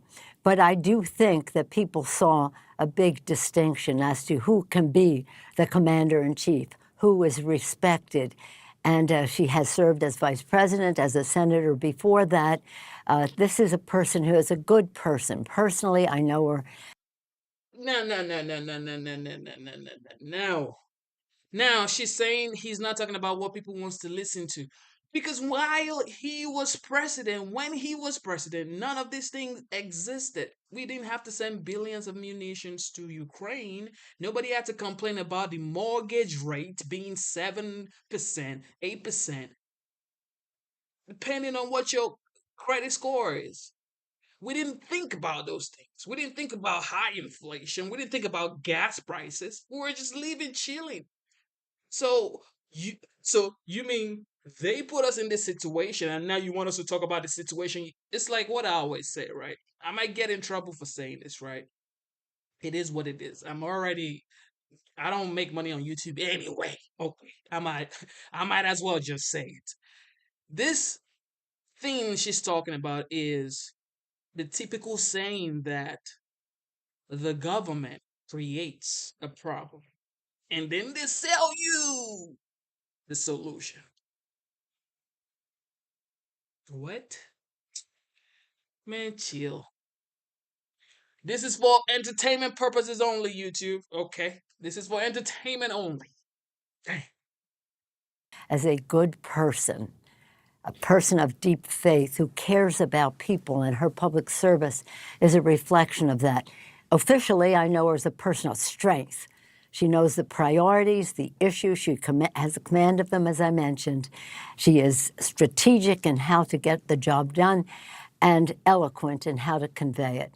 And politically, she is very astute. So when she puts forth the new way forward, she's taking us from the greatness of Joe Biden and all that we, working together, accomplished in that term to new heights in her way. So I thought that that was demonstrated very clearly. And with over, 67 million people watching, it's a good start. We say to everyone, now our work continues. We must get out the vote. Well, Yeah. we can talk about that. Let me ask you about that. I mean, you write you know a thing or two about campaigning. Your book has a just fascinating look at politics in America in your career. Oh my God. She's taking us to new height in her way. Oh yeah. Your inflation is definitely getting to new heights. Okay? Your gas prices getting to new heights. Your mortgage rate getting to new heights. Okay? New heights, baby. She's taking us to new heights in her way. We're not going back to affordable gas prices, safe borders, no new wars, goddamn low mortgage rate. We don't want that, right? We want new heights. Hell no. To happen now, in your opinion, for the Harris campaign? What? Because I mean, look, no matter how well people think she may have done last night, you look at the numbers. This is still, tell me if you believe it, a very, very close race, particularly in these battleground states. Well, first, let me just say that what I loved about last night, she was herself. She was herself and being articulate and knowledgeable and prioritizing and the rest. She doesn't need any advice from the rest of us on how she should proceed. But what we need to do is to make sure she wins. So for all of those millions of people who saw her and were excited by it and the rest, that's okay, but we have to put it into action. So that means I have 3 M's, mobilize. We must own the ground to get out the vote. Every single vote that is for Kamala Harris to come to the polls. We have to message in a way that is inspiring. You don't run on empty as you mobilize. You need inspiration. We want a message that is bold and progressive, but not menacing, but is unifying for our country. As she said, turn the page where we want to unify America. Mobilization, message, and of course the money to get the job done. And small donors have been just so enthusiastic about her coming. But this must continue. So I have the 3 M's and I have the 3 no's. No wasted time, no underutilized resource, and no regrets the day after the election that we could have walked another precinct or made more calls or sent more texts or postcards and the rest. So we're getting down to the basics here. But we don't agonize over him. We organize about her. Mobilization, message, money, own the ground, because all of it is just a conversation unless you own the ground. So people are revved. They are working, and that's what it will take. Because I believe every race is close. Now, she'll win the popular vote, but we have to win in those targeted states. There are people who watched the debate last night and agonize about a return to that for the next 4 years. You write in your book, the threat to our democracy is real. This is why I have to respect the Democrats. Like in my city right here, when I'm driving, when I'm taking a walk, when I'm picking my daughter up from school, I'm seeing Harris walls. I'm seeing Harris walls, billboards, Harris walls, posters, Harris walls, you know, everything. They are really, really working hard. I see Trump vans too, but I don't see Trump vans like I see Harris walls. Like these people are going, taking yard signs, moving everywhere, waving. They're working really hard. You got to give it to the Dems, man. You got to give it to the Democratic Party. They know how to mobilize people to believe in their cause and all that stuff. So GOP to work. Like GOP need to work, man, because of course we know Trump has the key to making the economy a better place. Everybody knows that. Even Democrats knows that. However, it's like how how how do they get the same push like the Democratic Party? Present and urgent. The parable of January 6th reminds us that our precious democratic institutions are only as strong as the courage and commitment of those entrusted with their care. The former president recently posted about jailing election officials he views as cheating. A couple of weeks ago, he shared a computer-generated image of you and several other prominent Democrats in orange jumpsuits with the caption, "How to actually fix the system." Do you take these, threats of political retribution seriously? Yes, I do. His people have already acted upon my family in my own home. So yes, I And make take fun of his it. threats. I take his threats seriously. Let me just say, what is so offensive to me is that there's some really good Republicans out there who put up with his saying he never offered any National Guard. Even Mitch McConnell joined us in our bipartisan urgent please send them. Please send the National Guard. And his Secretary of the Army, Secretary of Defense, oh, it takes a lot of time, and and he never did until finally he did hours later. More people injured, some people then subsequent to that dying, because he wouldn't send the National Guard. So for him to go on TV and lie about it, I mean, he lies all the time. That's the only, I don't know if he knows what the truth is. He's so foreign from it in his statements. But for him to lie about sending the National Guard, I sent it, they refused it. Please, press, don't let him get away with that. That's so ridiculous. And he knows that we do not have control of the security. That's dealt in a different way. Yeah. And the power of the White House. Now, hopefully, we could get the District of Columbia made into a state, and then the leader of the District of Columbia can call out the National Guard. But until that happens, and unless it does, we're dependent on the president, who has incited the. Okay, so this is the thing. When a reputable person like Nancy says he's a liar, she doesn't even know the difference. She thinks he doesn't know when he's lying or when he's not lying. He doesn't even know what the truth is. So what is the truth? Like, what is the who tells you what the truth is? These people?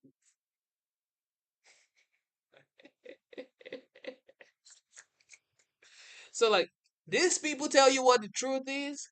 So everything Trump says is a lie. But we tell the truth. Listen to us. But don't listen to him because he's a liar. Okay? We are the truth tellers. He lies.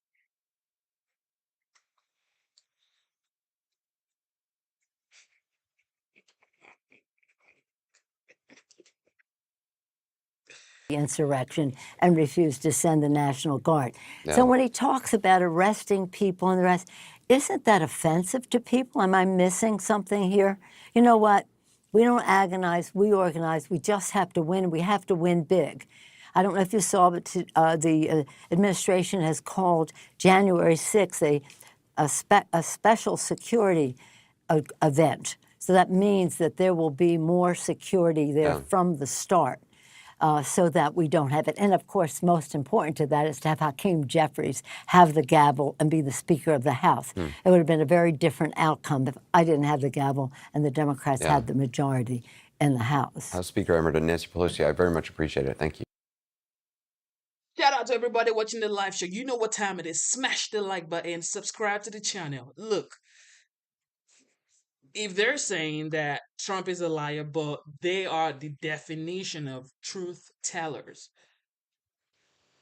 I don't know. I just don't know what to even think anymore, because we know that our economy was better under Trump. In real life, this is not, go Google it. The inflation is coming down. Google it. Check Google, bro. Inflation is coming down. No, we didn't have to check Google during Trump's time. We went to Walmart. We went to Kroger. We went to Publix. We went to the gas station. We're going on vacations. We have money in our pocket. We didn't have to go on Google to check. Man, let me go check if the inflation going down. Can't make this up, bro. I tell you.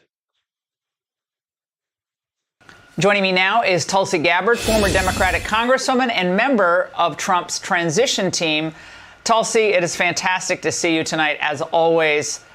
What do you make of Merrick Garland's deciding to come out a few days after the debate in a very hot political season?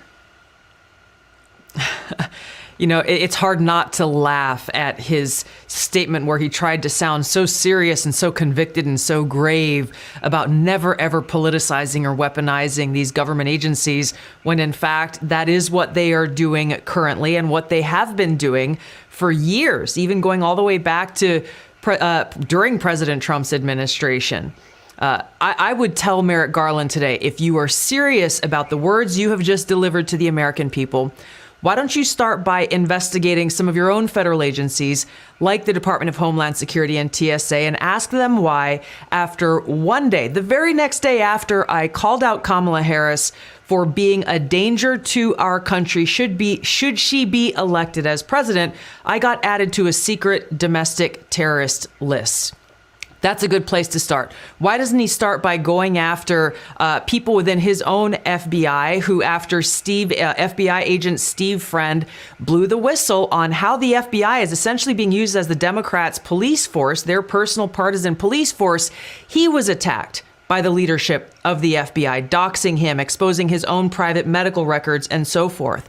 And then obviously you talked about the examples with President Trump that are too many to cite, but that have been made very clear to the American people and those paying attention with any objectivity that this is lawfare. This is the kind of thing that happens in dictatorships and authoritarian governments, where those who are in power, Kamala Harris and Joe Biden, are weaponizing and politicizing the Department of Justice and law enforcement agencies, both at the federal level and the state level, to take out their political opponent, the greatest threat to their power, in a way that has never been done before in our country's history. That's where he should start. Yeah, Tulsi, I think the problem for the establishment, and this really crosses both parties, right? We saw Alberto Gonzales. A lot of people watching might not even remember who he is, but he was one of George W. Bush's attorneys general. He's a nice guy, nice fellow, but he came out and endorsed Harris like that was going to affect literally anyone's vote.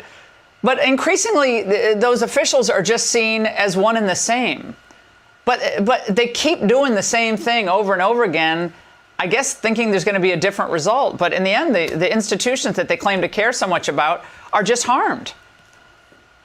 Yeah, you know, the point that you just made about how this isn't about one party versus the other. It's about this permanent Washington establishment that cares more for their own power the power of their government that they control over the voices and the power of a free people living in a free society. And that's really where President Trump has exposed them for who they really are. This isn't about Democrats versus Republicans. It is a choice for voters in this election between freedom versus tyranny, between peace and war, economic prosperity and economic hardship.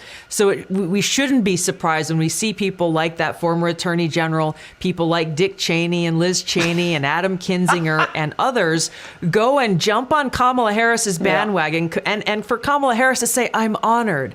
Please come and join us. God. When not that long ago, these same Democrats were calling him a war criminal. It exposes them for who they really are. They don't care about the country or the Constitution or the people. It's about them and their power. Now, Tulsi, former President Trump announced today on Truth Social that he will not do another debate against Kamala Harris. What is the thinking behind that decision? I haven't gotten any kind of insider brief that I can share with you. But for me, if I had to guess, President Trump went into a debate where it was 3 versus 1. It was completely biased. It was the propaganda media that's in the pocket of Kamala Harris and the Democrat elite going up against Donald Trump. It is political theater that they want to use as a means to spread their propaganda. And why would he? Why would he walk into that again? I think if he were to do any kind of debate, it would have to be he would have to be guaranteed a completely neutral setting. But the thing is, none of these propaganda media who like to call themselves journalists when they're not, they can't be trusted. And ABC just proved that point. So I don't disagree with his decision. I can see why he doesn't want a redo of that ambush and attack. Well, we would have enjoyed watching it. But Tulsi, it's great to see you as always. Thank you so much. Click here to subscribe. Shout out to everybody watching the live show. You know what time it is. Smash the like button and subscribe to the channel. In my opinion, there should be another debate. However, nobody gives Trump a fair chance. But I still think he won the debate yesterday.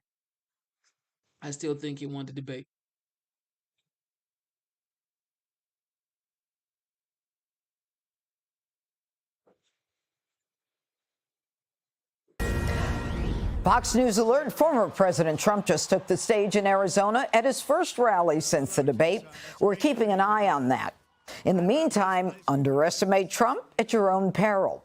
The liberal media seems to be forgetting the lessons of 2016. After fawning over Kamala after the debate, acting like the former president got hit with a knockout punch, check out this clown's reaction.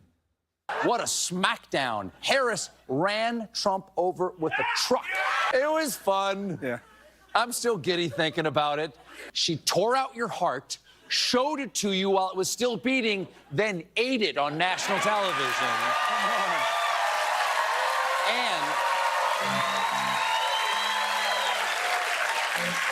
And now she would like seconds. But Politico is trying to warn them about the, quote, danger of underestimating Donald Trump and how the polls always underestimate the strength of Trump's support. And while the elite pundits say Kamala won the debate, swing state voters in Michigan and Pennsylvania say it isn't enough. Watch this. I did vote for Hillary, and I cried when she did not win. Okay. Then what happened? And then I just felt like he did a good job.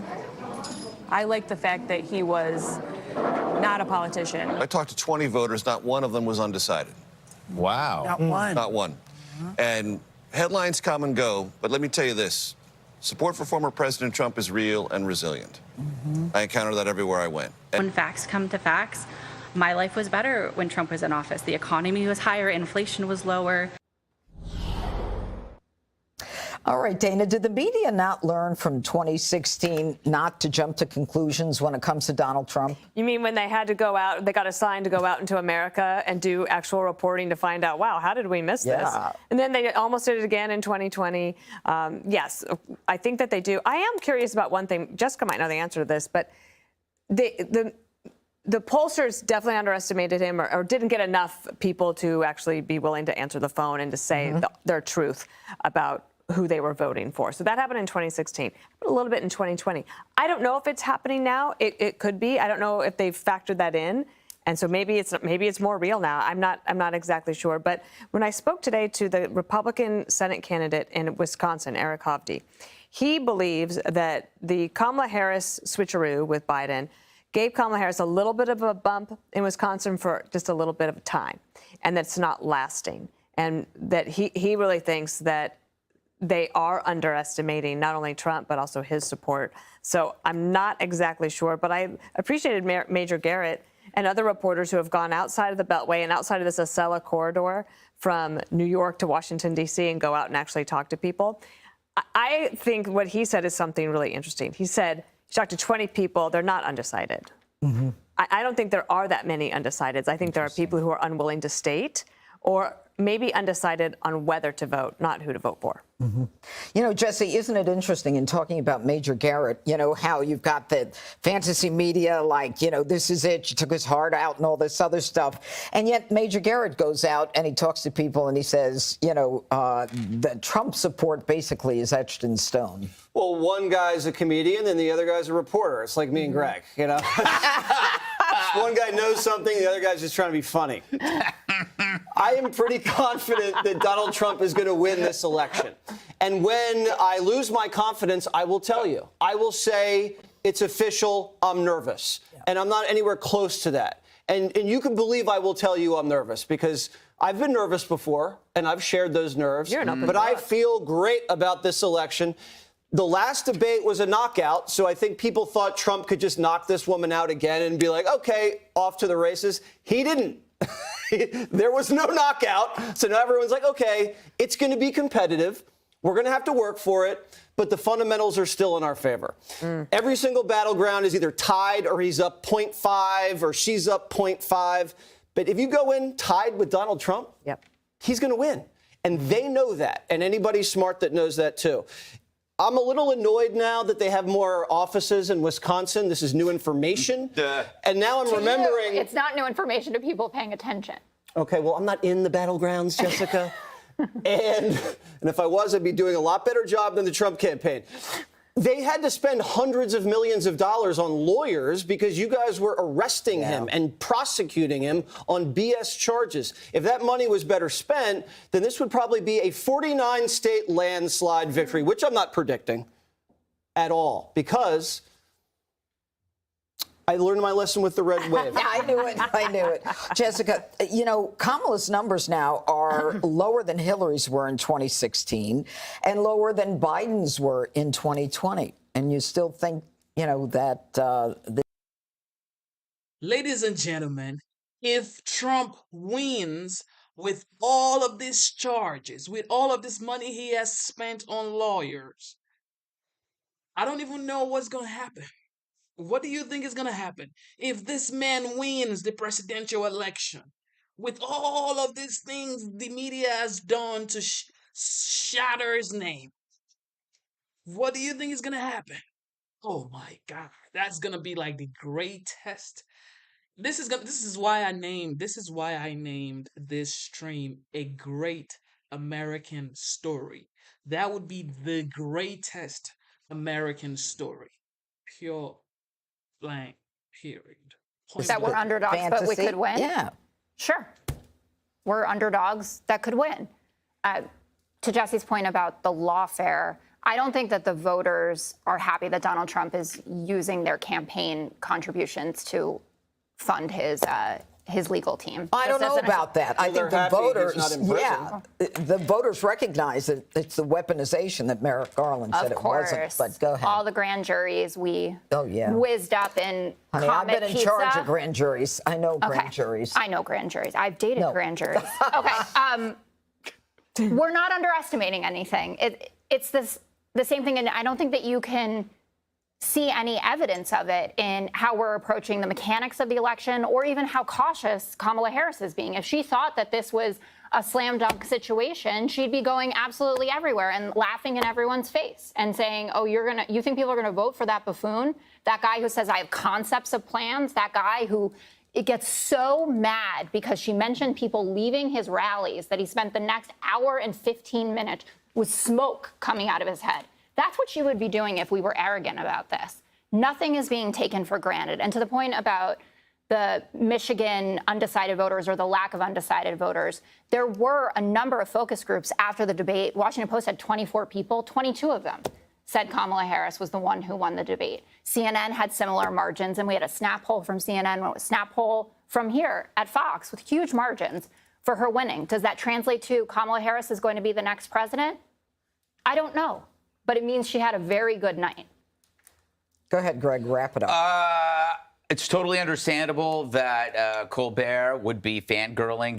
They went from a corpse to a cackler. They should be. It's a relief.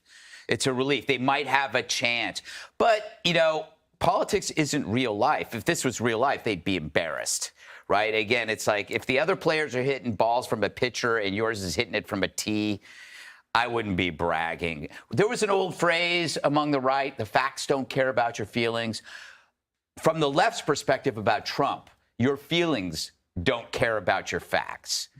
It's like, I feel that Trump is mean, he's arrogant, he's boorish. I don't care that there was a better economy, there was lower unemployment, we had lower crime, they had a closed border. My feelings. When you listen to that woman speak, she was talking facts. I don't think the feelings over facts thing works with the undecided people anymore. They're undecided because maybe they were liberal, and things aren't going well for them. And last, you say, Trump's smoke coming out of his head. There's no difference between Trump at the Kamala debate or Biden. I went and looked at different ones, at different scenes. His tone, his expression, his command, his insistent tone, all the same. It's not really about Trump at all. It's about that she was not Joe. So he perhaps should have adjusted to her. But the benefit and flaw of Trump is that he treats everybody the same. He doesn't see Kamala as, a African-American woman or Trump as an old white male. He just sees them as the competition, and he doesn't modulate. Maybe he should, but then that wouldn't make him Trump. Well, she's new to being black anyway. That is true. Finally, you admit it, Jessica. All right. Click here to subscribe to the Fox News YouTube page to catch our hottest interviews and most. Look, you guys, I ain't even gotta be. Romeo is in the chat saying he's gonna be a dictator. He's gonna be a dictator on day one. Yet, this man that wants to be a dictator has been a president from 2016 to 2020. And he wasn't a dictator. So what are you talking about? So you mean to tell me that isn't enough for you to know this person is not going to be a dictator? But I will listen. I'm going to listen to CNN because I love CNN. Anything CNN tells me, instead of me to use my brain to actually analyze BS. No, I don't like analyzing things because I just follow what CNN is telling me. Come on, Romeo. Goddamn, I don't. CNN's Priscilla Alvarez has more. She's joining us from Charlotte, North Carolina right now. That's where Harris spoke just a little while ago. What did the vice president have to say, Priscilla? Well, the vice president renewed her call for another debate. Remember, just moments after the presidential debate concluded on Tuesday, the campaign came out and put another one on the table and said they were ready to go. And that's exactly what the vice president said on the stage only minutes when she started her remarks. Take a listen. 2 nights ago, Donald Trump and I had our first debate.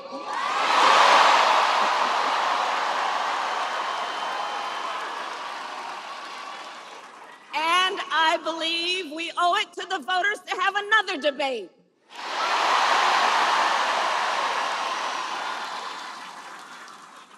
Because this election and what is at stake could not be more important. Now, the vice president has reason to perhaps want another debate. They felt strongly about the way that it went on Tuesday. They also raked in a lot of cash, $47 million. You can tell she knows I did not do enough to win the goddamn election with that debate.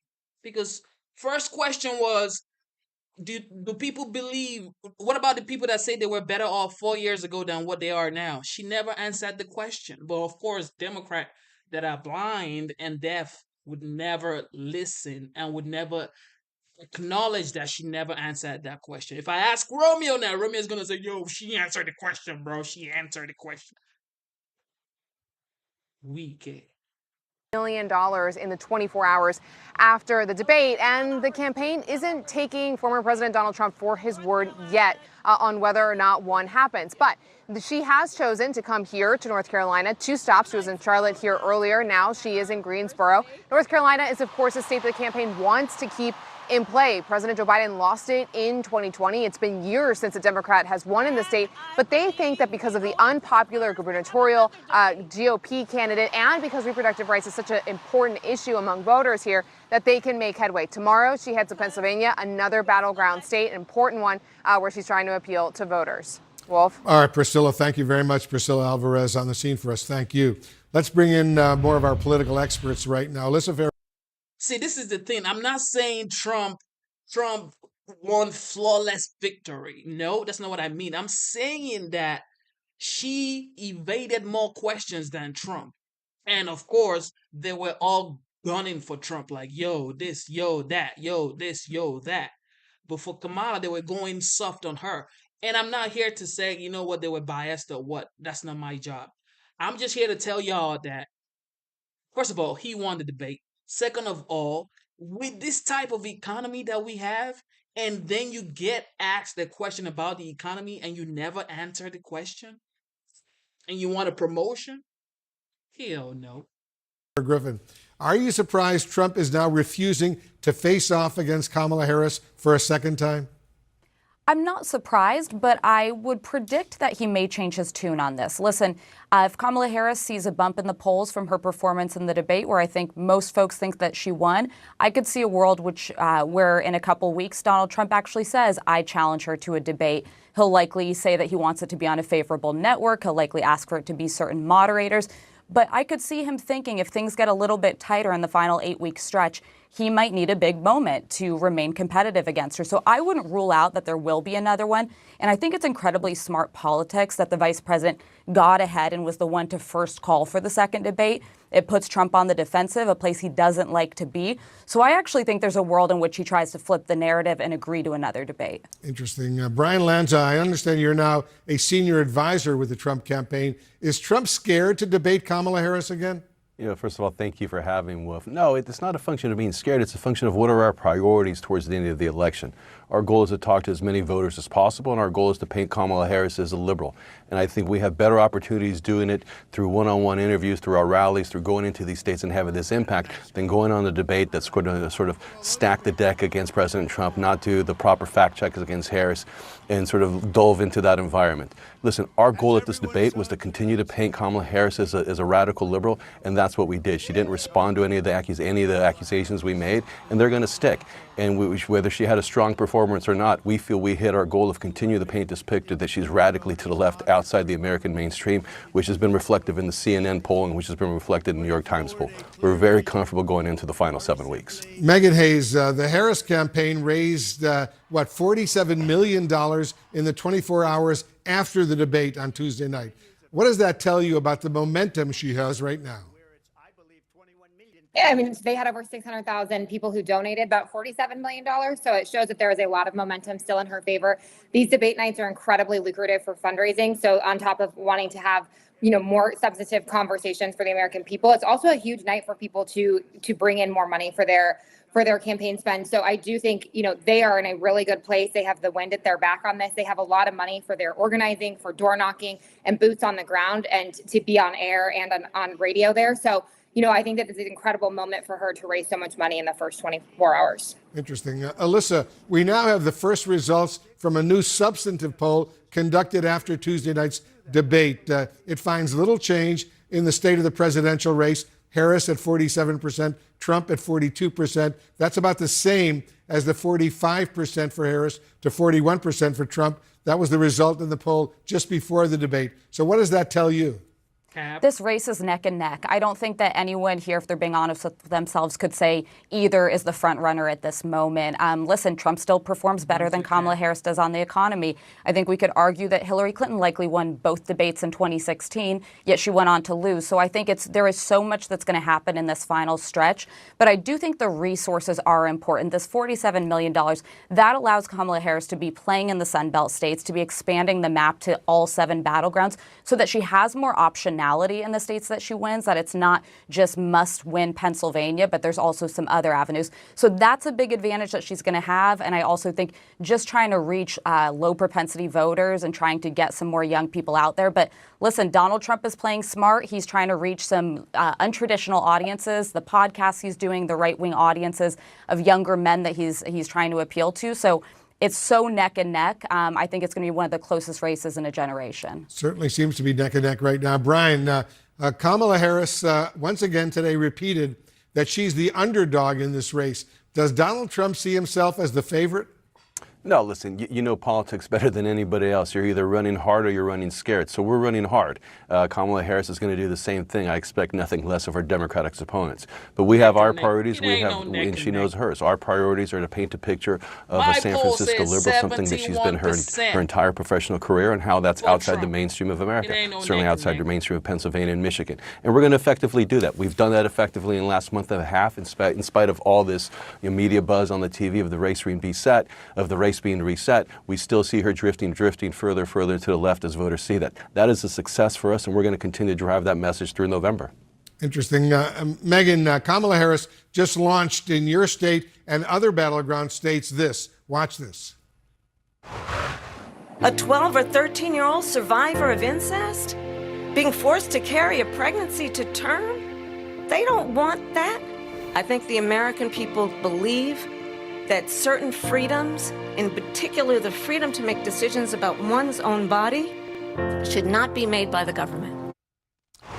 Megan, voters already favor Kamala Harris on this issue of reproductive rights. Of course. Would it make more sense to focus in on the economy right now, to dig into Trump's advantage with voters on that economic issue? Buy you gas and buy you houses. I think this has been a strong issue for Democrats. I think it's good to continue to nail that home for folks. I think it builds up your base.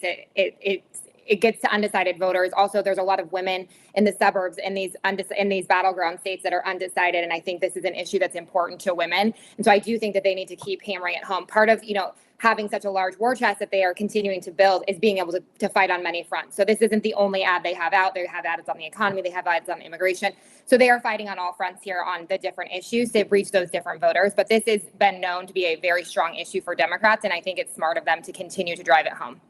Alyssa, what do you think the messaging from the Kamala Harris campaign should be as they try to seize the momentum from the debate? So Kamala Harris had a line she used about 5 times in the debate, which is there's more that unites Americans than divides them. She's trying to move to the center. Brian will point out her record was to the left, but she's talking about actual policy issues that resonate with the vast majority of the country. If she can play to the center, talk about the economy, talk about rebuilding the middle class, that works. I actually agree, though, abortion is an animating issue. We've seen red states, deep red, Ohio, Kentucky, Kansas, where there have been ballot initiatives or constitutional amendments around abortion, and even Republicans have turned out to vote for some access. So I think that's more about just energizing voters, but she has got to hit on the economy. That is the #1 issue for voters. Donald Trump's and Kamala Harris. This is the same thing Hillary ran on in 2016. Reproductive rights. This is the same playbook every single 4 years. They come out and tell you reproductive rights. Like, bro. They are, look, Joe Biden is the current president. And the vice president is Kamala. So the reproductive right that you're trying to get done, get it done now. Why are you campaigning them based on what you're going to do? And now they're gonna say, well, they don't have Congress. Well, they don't have the House. But you think you're gonna have the House when you win the presidential election? Just too much cap going on here. Too many cap going on here. Let's go see what's going on, folks.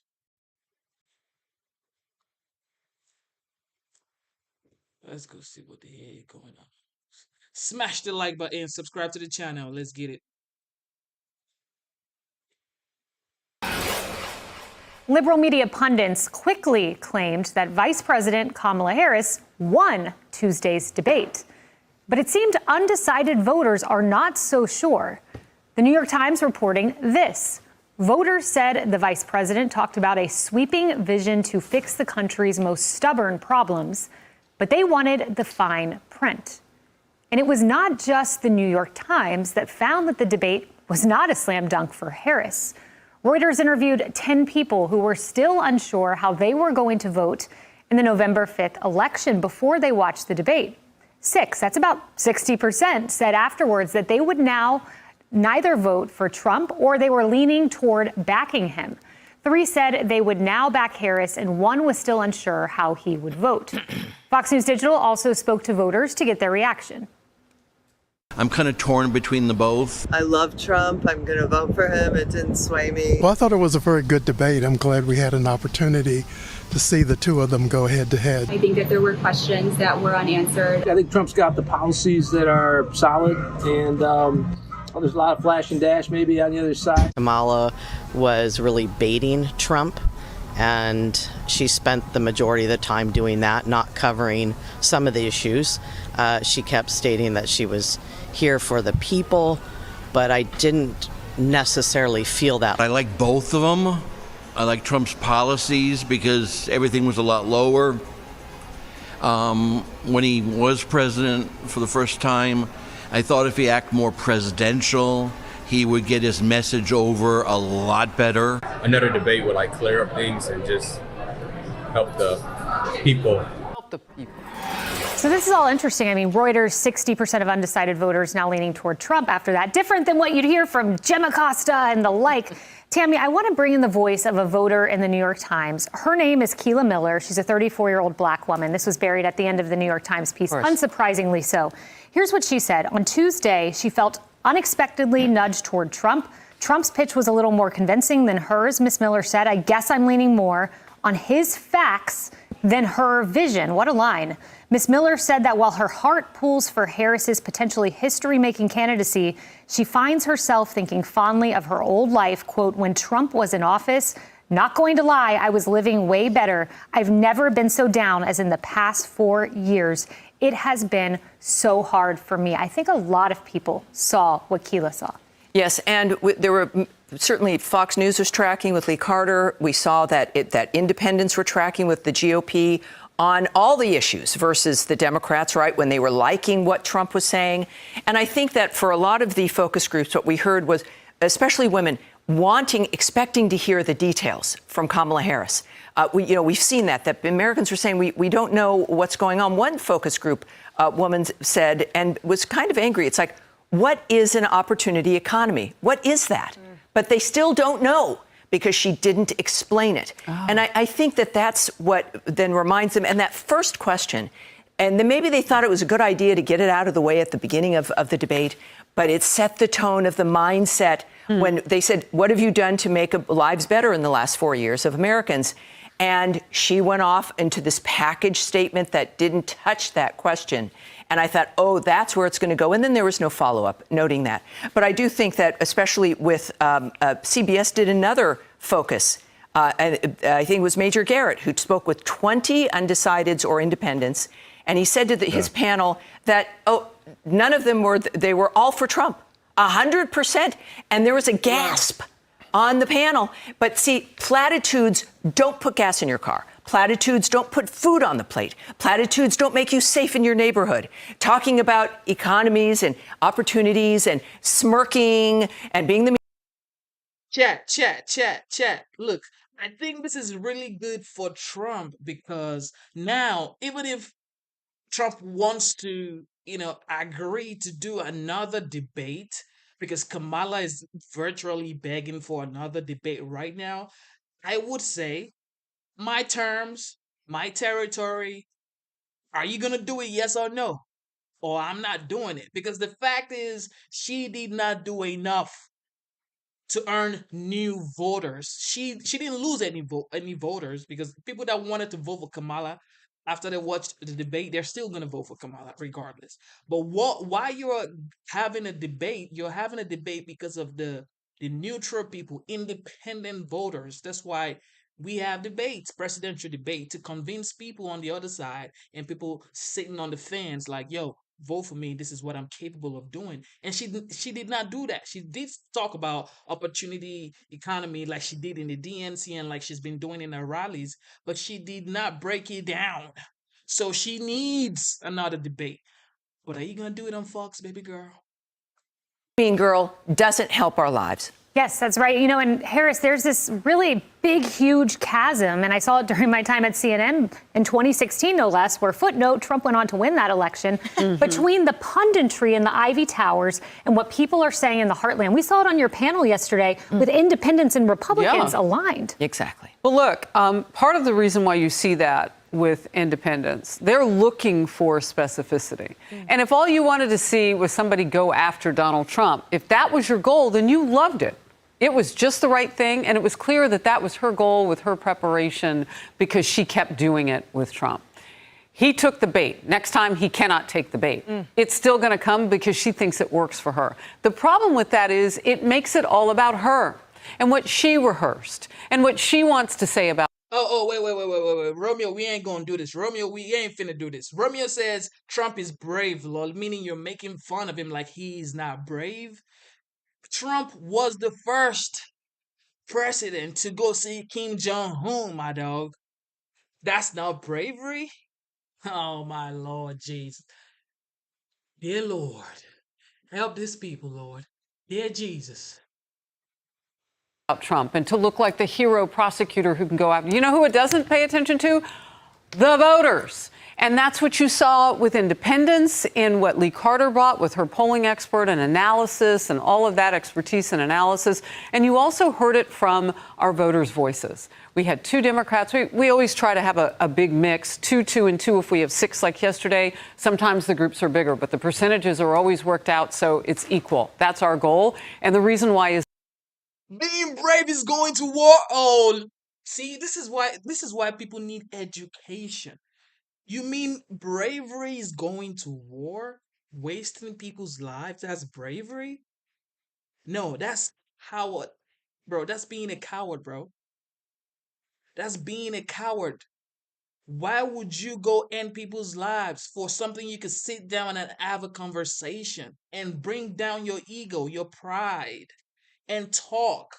You're not above anybody. Go have a conversation, bro. What do you mean going to war is bravery? That's not bravery, bro. If you have to, then you have to.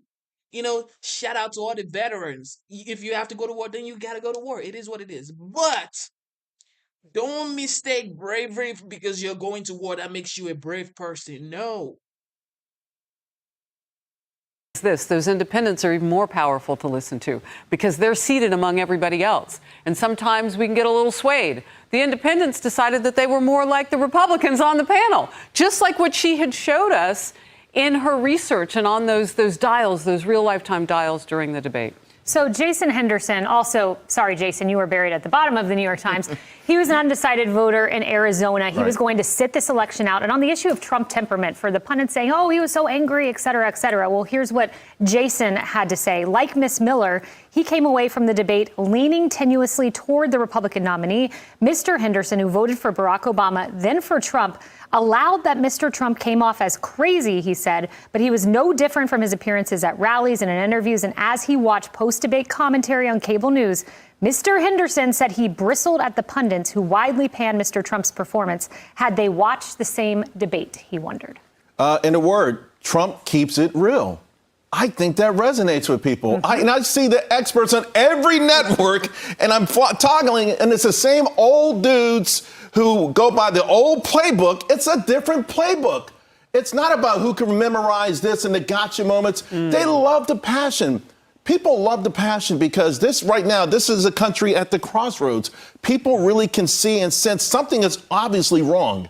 And if you were to ask the average person out there, they're not going to give you the, hey, my best Harvard answer. And, you know, it's not central casting. It really isn't. Right. And this is how Trump has turned this whole thing upside down since he's entered the political arena. And still, the experts, the establishment, they don't get it. If they're judging it, ignore them, because the people out there resonate with that passion, even when it feels or seems harsh to the experts. Charles, that is such a good point. You know, they saw someone who was a fighter on that stage. I don't think you could deny Trump fought on the stage. Maybe they saw someone who's going to fight Xi. Yeah, someone who's going to fight Putin, someone who's going to fight for my grocery prices, Emily. Yeah, I think to your point, well said, the American people are really sick of the gladiating in the middle of the arena where the odds are stacked against someone, where someone got shanked in the rib cage just before. They did not want to see a public execution, a public flogging. They wanted to see policy. And so the sheen and the polished veneer, as we've talked about before, that lasts just the first date. And the reality is that both of those individuals have not a vision at stake, they have experience, they have an actual lived incumbency, because try as she might to distance herself from Biden, it was indeed the Harris-Biden administration, as she made sure we knew for the last 4 years. So as Americans were watching that, they knew dang well what would happen under each as commander-in-chief. And yes, it looked a whole heck of a lot better under Donald Trump. Vote policy, not personality. Yep, and it would have been nice if the ABC presidential debate would have given us more of that. It was more appropriately the DNC debate. More outnumbered next. Hey, everyone. This is it. People resonate with Trump because he is real. The fact is, he has been doing interviews, rallies, campaigns way before the election even started. Like, he's been campaigning for like a year now. He's been talking. And even when Kamala was, you know, I don't want to say given the nomination, but, you know, when everybody knew she was now the new Democratic presidential nominee, she never did any interview. She only did one interview through CNN, and it was pre-recorded. So you haven't done your work. You haven't earned all of this stuff that you say you haven't gone to talk to this media press people. Then you just want to have another debate. I don't know. I don't know. She's been the vice president. Yes, that qualifies her. That's just a fact. Being the vice president of the United States also qualifies you to be the president. However, it's like, what was your performance though? What was your performance though? What have you tell us? Run based on performance. Don't run based on what you're going to do. Run based on the performance that you have. Okay, this is what we did. This is what we did. This is what we did. Boom, boom, boom, boom. The border was safe. There was no new wars. There was no. You're saying you stand with Ukraine. Somebody actually asked the question, who do you want to win the war? Ukraine or Russia? What? Who wins in a war, bro? Who wins? People are dying. You're saying, who do you want to win in a war? Nobody wants people dying. That's the only answer to that question. It's not, oh, I stand with Ukraine. So what does that mean? So Ukraine should kill more people in Russia? Or what are you saying? What you should be talking about is less people dying. Stop the war. Stop the killing. God damn. Now, former Virginia Republican Congressman Scott Taylor, Natasha Alford, senior correspondent with the Grio, and Anthony Scaramucci, who served for exactly one Scaramucci, 10 or 11 days, depending on who's counting. It was 11. It was 11. Don't hurt my feelings. I'm sorry, it was 11. As the former president's White House communications director, he's now a Harris supporter, we should point out. It's great to have you all here. Do you think he's actually not going to debate? It's 100% that he's going to debate. I'll Really? make that prediction here. He's a wrestler. You know, he's like a UFC thing. He's going to say he's not going to debate. He knows he lost the debate.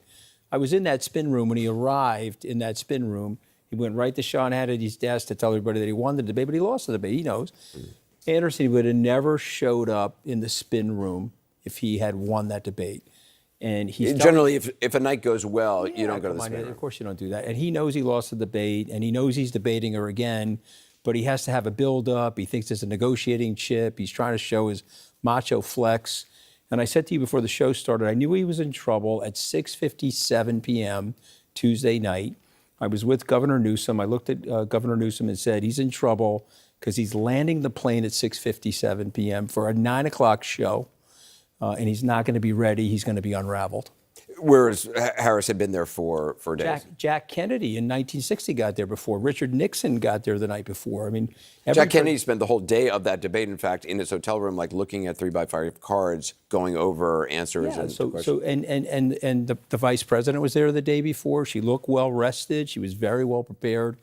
But he's Macho Man. He was probably playing the YMCA song Macho Macho Man as he was landing the plane. That's not a stretch, by the way. He plays it everywhere. Yeah. Natasha, I mean, do you think it makes sense for Harris to be pushing for another debate? I think that she was exceptional. This is how they want to play it. They want to play it like Trump wasn't prepared. He wasn't bro. I am actually talking to people. Okay, I am actually going out talking to people, and I'm seeing what the prices are. So you want me to be reading and studying for a debate like it's an exam? It's a debate. I'm just gonna talk based on what I've already done. So, in my opinion, if you go back to watch the presidential debate between Kamala and Trump, you would find out that Trump was way more chilled, way more relaxed, and he never actually attacked Kamala. I was thinking he was going to attack Kamala, but he never attacked Kamala. Kamala called him a disgrace. Kamala said he was incompetent. Kamala said she said so many things. You know, I can't really remember if she said incompetent, that word, but she said things that basically insinuated that word. So, and these were the things that I thought Trump was going to do. Like, I thought he was going to call her, she's not incapable and stuff like that. He didn't even say any of those things. Even when they brought up the topic about her color and stuff, he said he doesn't want to have anything to do with that. And he was so chill. Trump would have never, ever been that chilled. I don't know why, but Tulsi did her job. He focused more on why haven't you done all of this stuff that you say you want to do now? You are the current vice president, and you say Joe Biden is the greatest president of our generation. So talk to the greatest president of our generation and let him get it done. And I think it was to her benefit that she got to prove who she was, right? Everything Donald Trump said about her, she disproved. She was in command. She was smart, right? Despite all of those insults about her intelligence. And so I think she opened up a curiosity for folks who maybe were on the fence to say, okay, maybe I actually do need to get to know her a little bit more.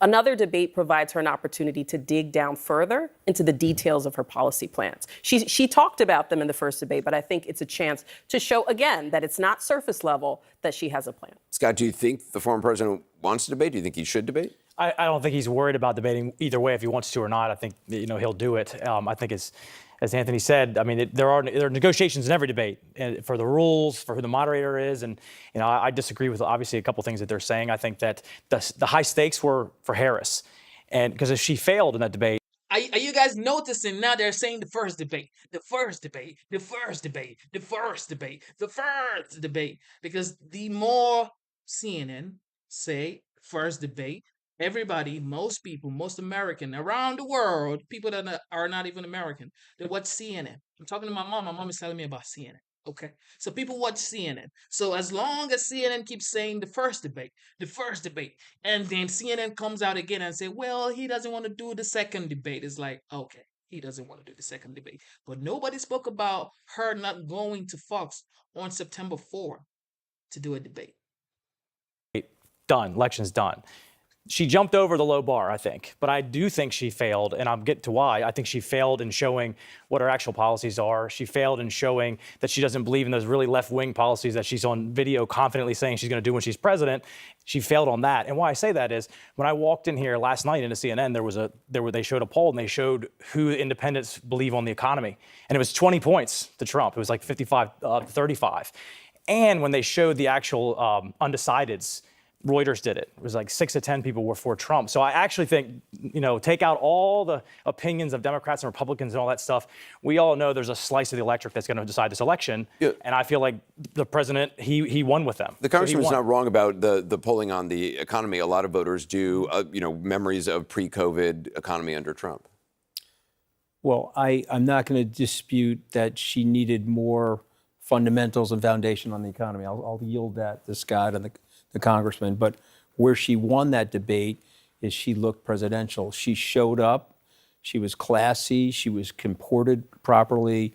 And Chris Christie sent me a text and said she deserves to be there. She looks like she deserves to be there, and that's the win for her. I want to play something that. Okay, so okay. So everybody, Democrats, Republicans, even Anderson Cooper is saying that it's true the economy is doing great.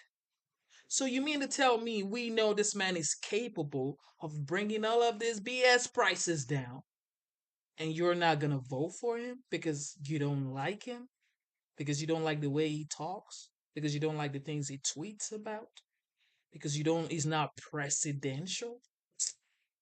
Yo, you guys have kids or what? Because I don't know. You guys pay bills? God damn. That the Congresswoman Debbie Dingell, who was on CNN earlier, said, Michigan Congressman, with a warning for Democrats. Let's watch this.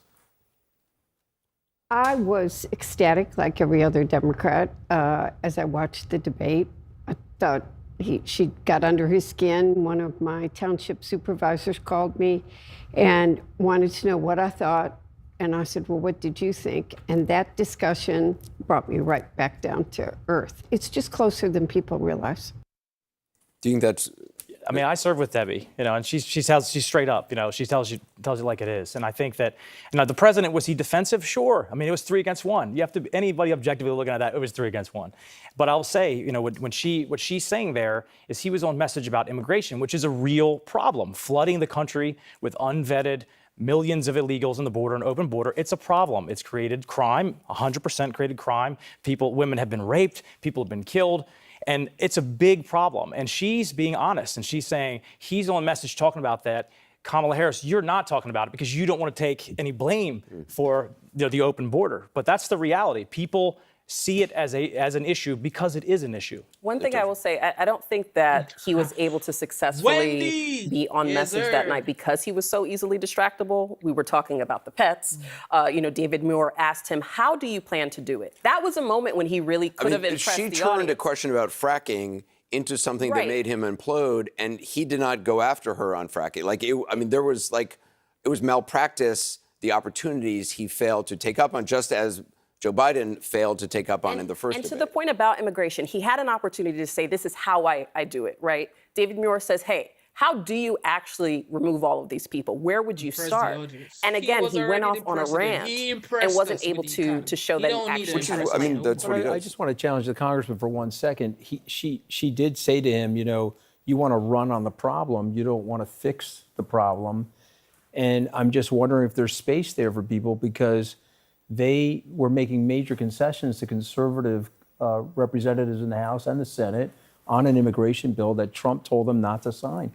So it's a good point that you bring up. And it's brought up, quite frankly, by Democrats and Harris supporters. But the reality is millions of folks came into the country much before this bill that would have let another 1.8 million immigrants come in, legal. And of course, as soon as you pass something like that, you have a flooding of the border, because that's what happens. When you announce something that incentivizes immigration, you have cartels, you have groups in Turkey who are making money sending foreign nationals across the border. That's a fact. They've made the cartels very, very wealthy. So I think that argument falls short on Americans who have seen crime, who have seen women be raped, who have seen people be murdered, who have seen the net jobs go to non-citizens, not Americans. They've seen that, and that's happened much before Democrats all of a sudden decided before an election, we better put a bill the question is, it does get to what Donald Trump asked at the end of the debate, which is, why didn't you fix it the last 3 years? Which, had he started the debate with that, maybe he would have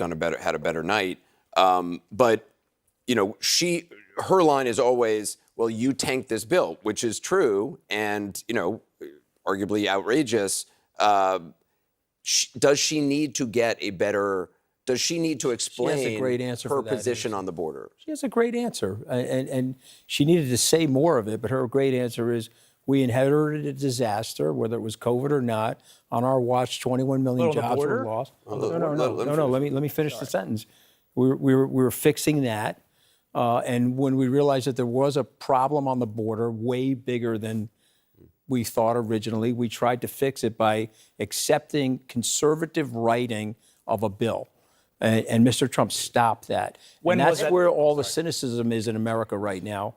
You guys are not helping each other. The American people want to be helped. They don't want personal things to Donald Trump This is the to thing, block like, progress. just stop capping, bro. Like, why must you cap, bro? Like, why? Looking for lies. And welcome to Hannity. And tonight, it is no secret that one candidate, yes, Vice President Kamala Harris, is planning to raise taxes on all of you. But just moments ago, Donald Trump unveiled a new plan to cut taxes for the hardest working Americans who don't clock out at 5 o'clock. Pretty amazing. I haven't worked an 8-hour day in most of my life. Take a look. I'm also announcing that as part of our additional tax cuts, we will end all taxes on overtime. You know what that means? Think of that. Think of that. We'll have much more on President Trump's economic vision. That's coming up tonight. But first, we are only 54 days away from the 2024 election. Pennsylvania voting, that begins in, just a mere 5 days. In Alabama, the first ballots are officially in the mail. More than a dozen states. And somebody just said Trump is about division. How? How is it how? No, in my opinion, you don't have to accept my opinion because what the hell am I? The media is the real giant that is here actually dividing because they're going to say something about this person and then they're going to say another thing about this person. So they're going to say this person is trying to divide us. You watched his rally. You watched him talk. He never says, "Well, go against this person. We won division." No, he's never said anything like that. Relax. States, including swing states like Wisconsin, they are scheduled to send out ballots later this month. We are in the home stretch of a race that will impact the course of our country for decades to come. It is an inflection point for this country. And as most of you know, Donald Trump isn't just facing off against Kamala Harris. He is running against what are vicious, powerful institutions and a political machine that spans the Democratic Party. They're running against the state-run, corrupt Pravda media mob, a powerful deep state with bureaucrats in every department of your federal government, a weaponized Department of Justice. And to add insult to injury, he's running against big tech, too. They're all putting cinder blocks on the scale of an election.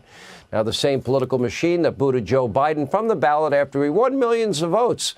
Well, that same political machine has been trying to destroy Donald Trump for the better part of an entire decade. And yet, the polls tonight are close. Donald Trump is holding on to a 60% edge in today's forecast from statistician Nate Silver. The latest Insider Advantage poll post-debate has Donald Trump up by 1 in Michigan with a boost from African-American voters. In Pennsylvania, the race is very, very close. Tied. One poll had Trump up by 2 recently. Meanwhile, the lawfare against President Trump, that continues after all those years.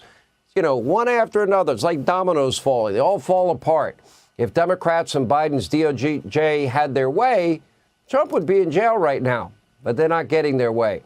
Thankfully, we have checks and balances in our court system. But today, 2 more criminal counts against Donald Trump, this in the Fulton County case in Georgia, were dismissed by a Fulton County judge. So far, 5 of the original 13 charges by Fani Willis have been dismissed before trial as the entire case remains in jeopardy.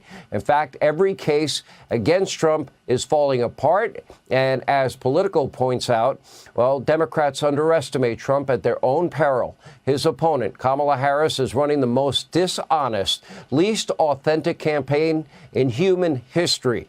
During the debate, she lied and lied repeatedly, dozens of times, about a national sales tax that Trump has never supported and doesn't support, he'll sign a nationwide abortion ban that Donald Trump has never supported, will never support, a ban on IVF, when he has actually been in favor of IVF, and that nobody, by the way, wants, and, quote, Donald Trump's Project 2025, that Trump had absolutely nothing to do with, hasn't read, by the way, for the record, nor have I. She also lied and brought out the hits. Let's bring up Charlottesville. She lied about Trump's role in January 6th, lied about fracking, lied about oil, lied about her support for the Minnesota bail fund, lied about Trump's bloodbath comments on the economy, lied about Trump's position on NATO, lied about zero troops serving in combat zones, lied about Trump's role in the Biden-Harris administration and their disastrous withdrawal from Afghanistan. How do you blame Donald Trump for that? Lied about gun confiscation. She said it repeatedly. Lied about her support for defunding the police. She said that, too. She even lied about being a middle-class kid. In reality, she grew up in one of the most prestigious neighborhoods in Montreal, two very affluent parents. She lied about violent crime along with her two supporters at the debate that were masquerading as journalists. No, they're liberal, radical, left Democratic talk show hosts. And they said that violent crime was down. No, it's not. By the way, ABC Disney, Bob Iger, take note, because your network run by Disney got it wrong. Look at the data from the DOJ. Violent crime is up 37% under the Harris-Biden administration. Rape in America is up 42%. Robbery is up 63%. Assault is up a whopping 34%. And stranger violence up 61%. Violent crime with a weapon, that's up 63%. Motor vehicle theft up a whopping 42%. And the list goes on. But the lies don't stop there. Kamala lied today, claiming that Donald Trump wants to cut Medicare. A complete lie and falsehood.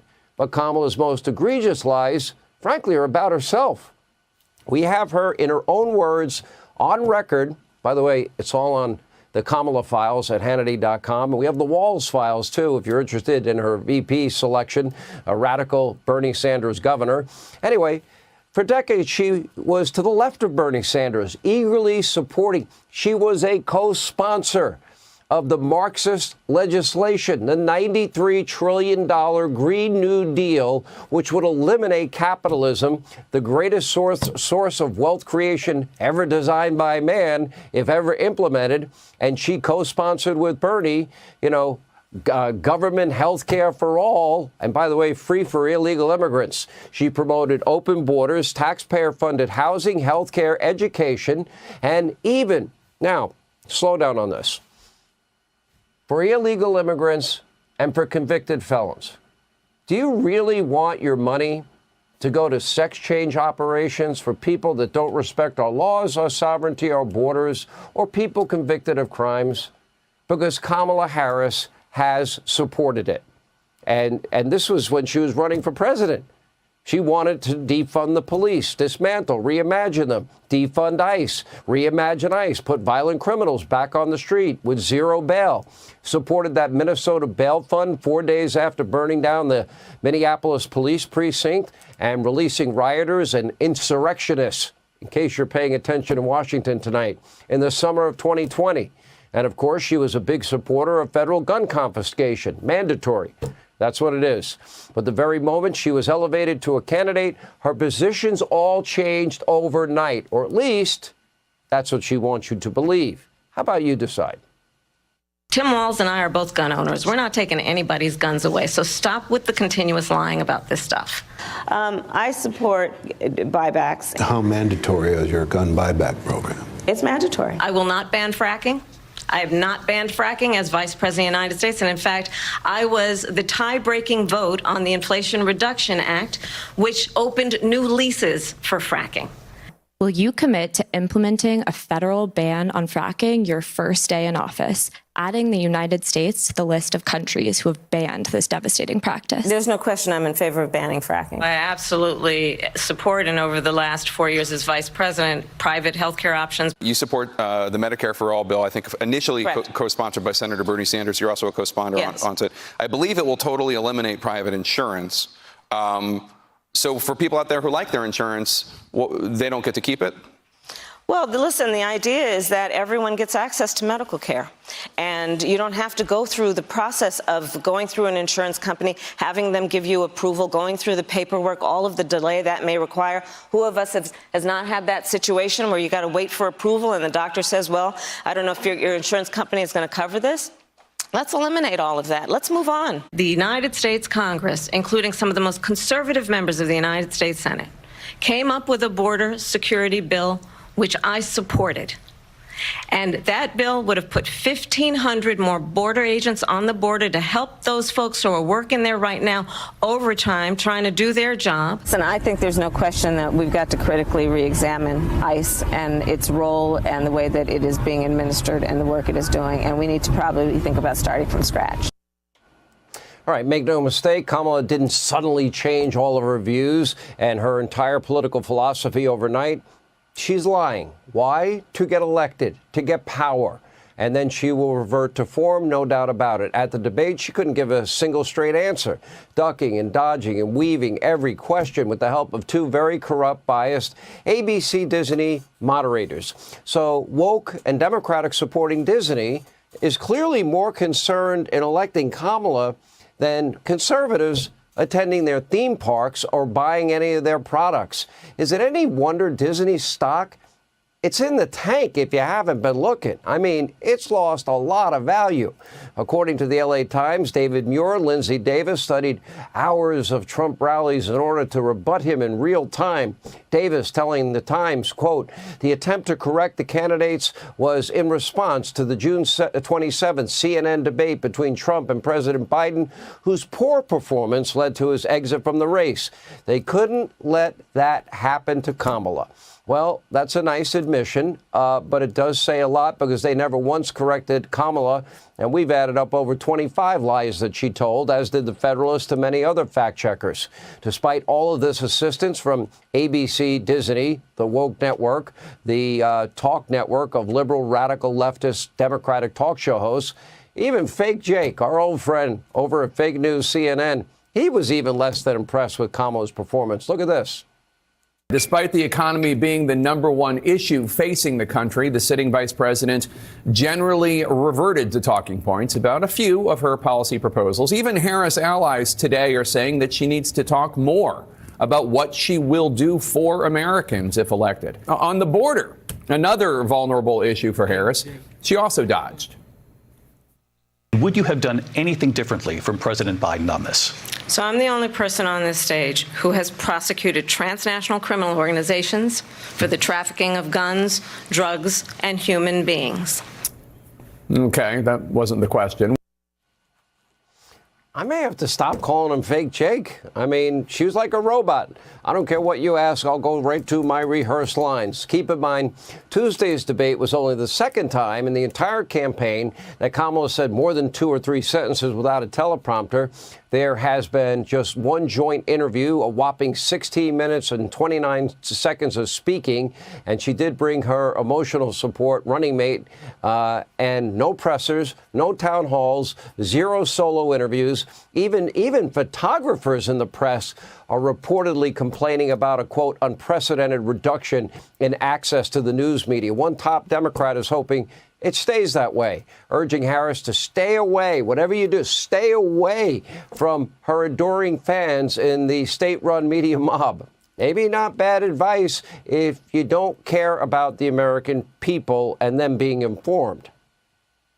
I think that just to say have one-on-one discussions with people in the media will not necessarily connect with the voters. I want to see her connecting with voters, responding to their dreams and their aspirations. Because, you know, if you go on these one-on-ones, sometimes you drill down into a question until there's a word that's uttered that can be used in a negative way. In other words, Democratic advice, hide Kamala, hide. Bernie Sanders, he said the quiet part out loud. She's not changing her positions. She's only being pragmatic to win an election. He's not lying here. Take a look. You have described Vice President Kamala Harris as a progressive. She has previously supported Medicare for all. Now she does not. She's previously supported a ban on fracking. Now she does not. These, Senator, are ideas that you have campaigned on. Do you think that she is abandoning her progressive ideals? No, I don't think she's abandoning her ideals. I think she's trying to be pragmatic and doing what she thinks is right in order to win the election. I'll say what I need to say just to win the election.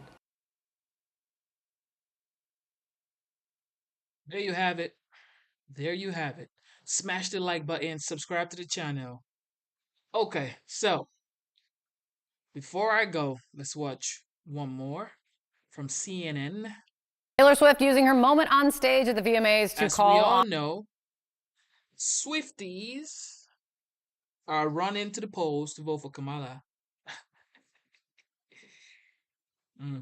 Let's listen. Voters to register, young voters especially, to register to vote. The night before that, she had announced her support for Kamala Harris. And one voter registration group has pointed to a huge spike in traffic and telling CNN the Swift effect is undeniable. Let's look at all of this. Harry Enton is here. So, undeniable. Great You word. get to be the judge on that. This all gets to young voters. Yeah.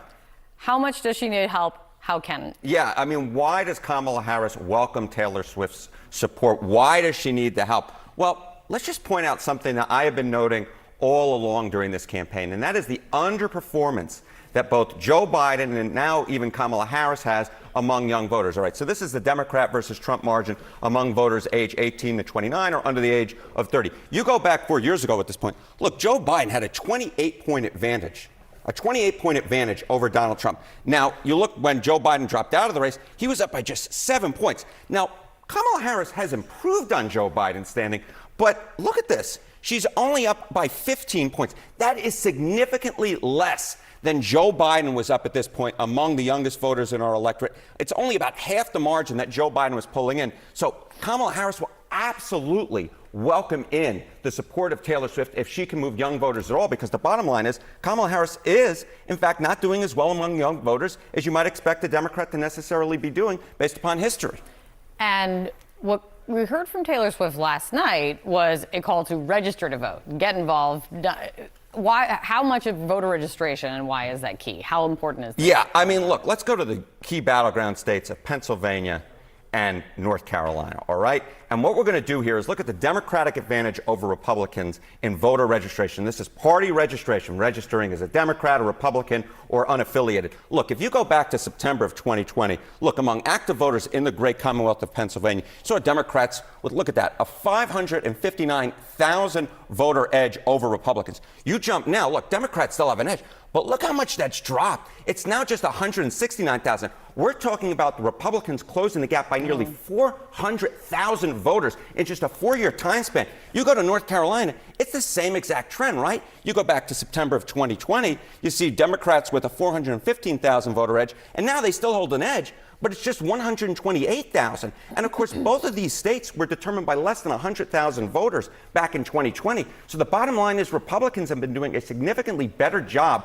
of registering voters than Democrats have been doing over the last 4 years and getting folks to switch over from Democratic registration to Republican registration. So yeah, Kamala Harris would definitely welcome the idea if Taylor Swift could bring in some more younger voters, Democratic-leaning voters in the electorate, because the bottom line is Republicans have been doing a heck of a lot better job of registering voters than Democrats have over the last 4 years. I mean, this seems like a warning sign. Well, you know, in the results of it, we have to wait and see, right? Yes. I mean, registration doesn't equal votes, but it's something of an indicator. It's an indicator. Speaking of indicators, what is the Swift effect? Yeah, what is the Swift effect? So, look, what do we know? Visitors to vote.gov due to Taylor Swift, who clicked on that link on her Instagram post. As of 2 p.m. yesterday, look how many folks clicked on that link.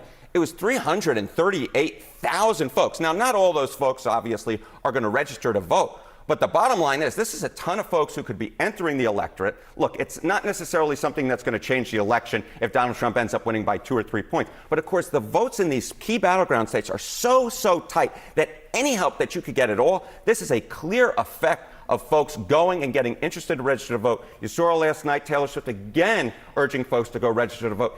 Democrats will take any of the help because the bottom line is this election is so close that any small impact could be all the impact in the world, Kate. Are you saying turnout matters? Turnout. Sarah? You two goofs. All right, so how much of an impact might Taylor Swift make with young voters? I'm joined now by CNN political commentator Van Jones. He's also a former Obama administration official, and Meredith McGraw, national politics correspondent for Politico. Van, to you, we have to see if there is a Swiftie effect. I am coining the phrase, a Swiftie effect. She certainly had an effect on people being interested in registering to vote. We don't know if they actually did. They did click on the link. Do you think she could make an impact? Because you and I have talked about this before. Usually celebrities don't really, they don't really change people's minds. Well, here's the thing. What she can do is to motivate people who might have been Kamala curious to actually look at Kamala Harris as an option. And you do have a whole different world. You and I, we watch television, we know the news. The thing is, people saying Taylor Swift, I mean, she said go vote, and she also said she's endorsing Kamala Harris and was on her Instagram post. Taylor is a billionaire, bro. Taylor is a billionaire. She's not amongst us, okay? She got money, okay? She doesn't know if the economy is bad, if the grocery prices are high, the gas prices are high. She don't know. And these are just the facts. She don't even know what the current mortgage rate is. You think she cares about the mortgage goddamn rates? She makes way too much money. You feel me? And I'm not saying, she makes money because she works hard for the money that she makes, obviously. However, she doesn't know what this person living in a one-bedroom apartment, struggling to pay rent, living paycheck to paycheck is facing.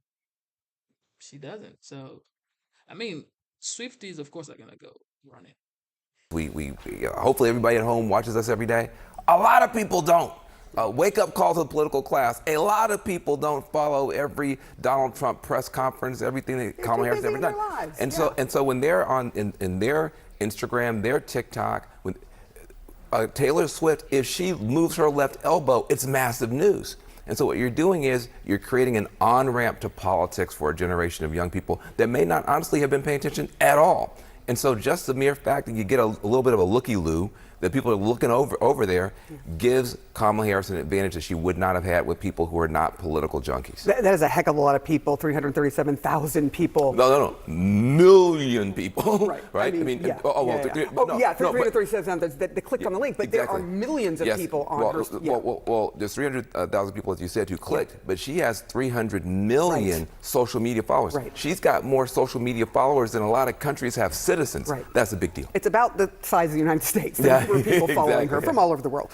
All right, I want to talk about swing states because this is an incredibly close race, and we need to recognize that. Debbie Dingell, Congresswoman from Michigan, talked about her particular state, which was a huge state and a state that Hillary Clinton really needed and lost during her campaign against Donald Trump. Let's listen to what Debbie Dingell said. I think Michigan is a dead heat. People know, but there's just a lot of people in the middle. I don't understand at times what people see in Donald Trump. They know what will happen to this country if he's president again, but they believe strongly. And it's just closer than people realize. Meredith, why is this race so incredibly, literally historically close when you look at the polling right now? Well, we're seeing that there still remain millions of undecided voters. And these people are younger. They seem to skew a little bit male. And there are a lot of educated women who are in this group who still have not made up their minds about Harris or Trump. And both campaigns are working hard to try to win them over and also find out where they are in these key battleground states so that they can campaign there and they can tailor their messaging for them. And the Trump campaign and the Harris campaign are on this blitz in the next few days to try to go to these battleground states and make their message. For the Harris campaign to try to, move forward with the momentum they have after the debate, and for Trump to try to reset and refocus on the policy issues that he failed to really talk about the other night. Van, I do to you. I don't remember, and maybe you do. You've been doing this. You've been in this game a lot longer than I have. But that's true. But I'm not sure I remember ever hearing someone say we really have to focus on the male vote, the men's vote. But the men are actually making a difference here, and they are going towards Donald Trump. Yeah. Well, look, we have a gender gap. There's been one for a while. That's not new. But what's new is, I think, the intensity of it. I think Donald Trump is running a very masculinist campaign. Kamala's not running a feminist campaign. I mean, she's not, underscoring the fact that she's a woman. Hillary Clinton did that, didn't work out as well. But there is this kind of masculinist approach where you're going to what's called the manosphere, which is a bunch of podcasts that are really aimed at men. He's trying to bring in a lot of the so-called bro culture, and it does have an effect. A lot of young men are saying that they don't feel the Democratic Party sees them in a good light. They think the Democratic Party sees all men as being quote unquote toxic, and that's starting to have an effect. And so I think Kamala Harris has an opportunity to make up some ground here, because I know her personally.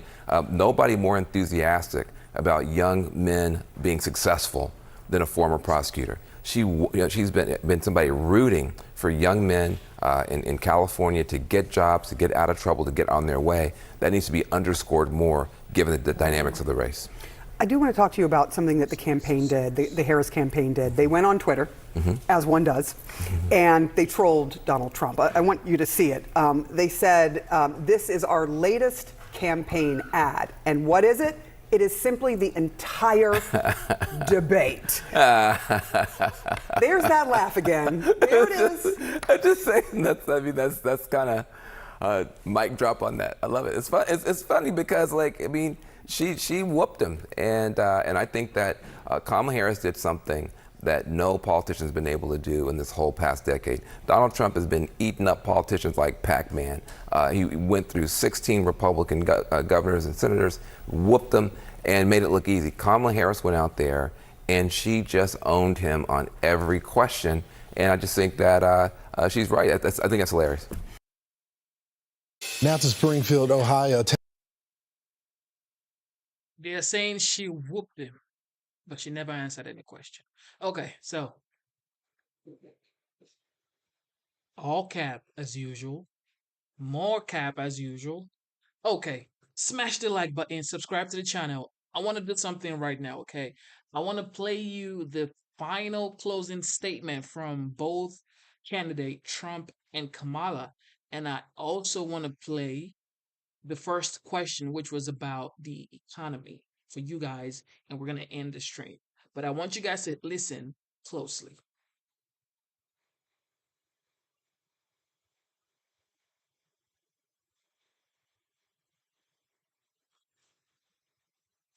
Do we want to do this presidential election, their first face?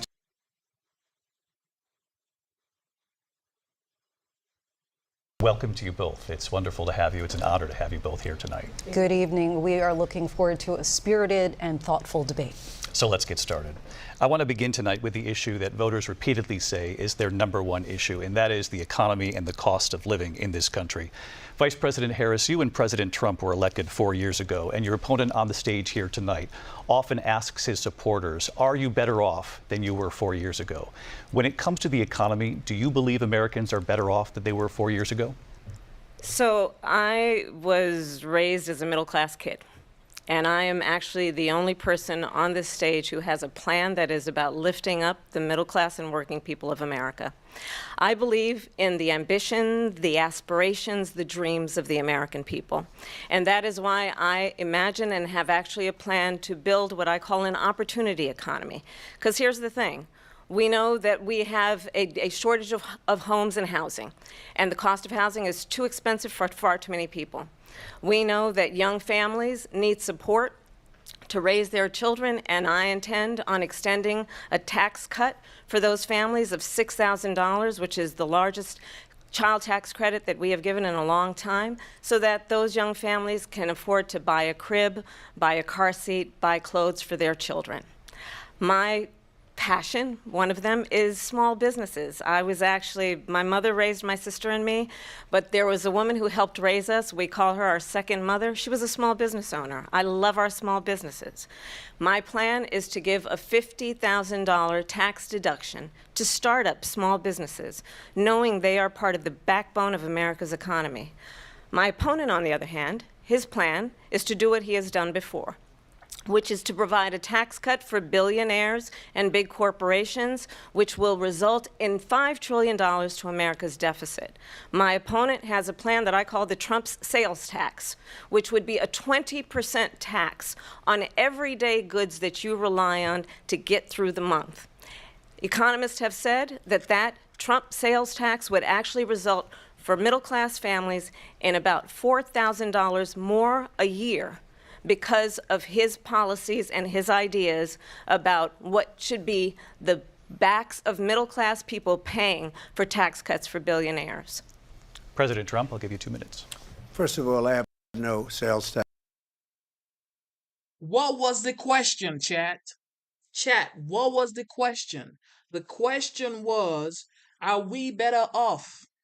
Is the economy better off than it was 4 years ago? She went on talking about her parents. She went on talking about how she grew up.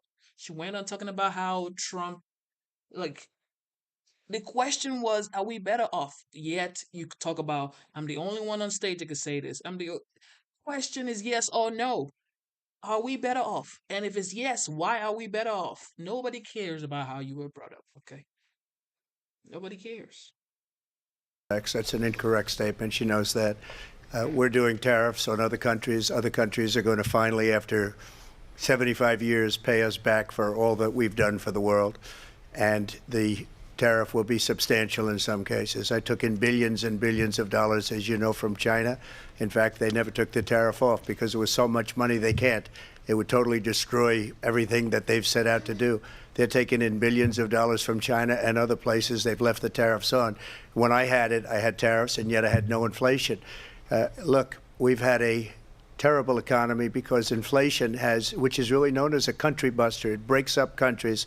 We have inflation like very few people have ever seen before, probably the worst in our nation's history. We were at 21%, but that's being generous because many things are 50, 60, 70, and 80% higher than they were just a few years ago. This has been a disaster for people, for the middle class, but for every class. On top of that, we have millions of people pouring into our country from prisons and jails, from mental institutions and insane asylums, and they're coming in and they're taking jobs that are occupied right now by African Americans and Hispanics, and also unions. Unions are going to be affected very soon. And you see what's happening. You see what's happening with towns throughout the United States. You look at Springfield, Ohio. You look at Aurora in Colorado. They are taking over the towns. They're taking over buildings. They're going in violently. These are the people that she and Biden led into our country, and they're destroying our country. They're dangerous. They're at the highest level of criminality, and we have to get them out. We have to get them out fast. I created one of the greatest economies in the history of our country. I'll do it again and even better. We are going to get to immigration and. There you have it. There you have it.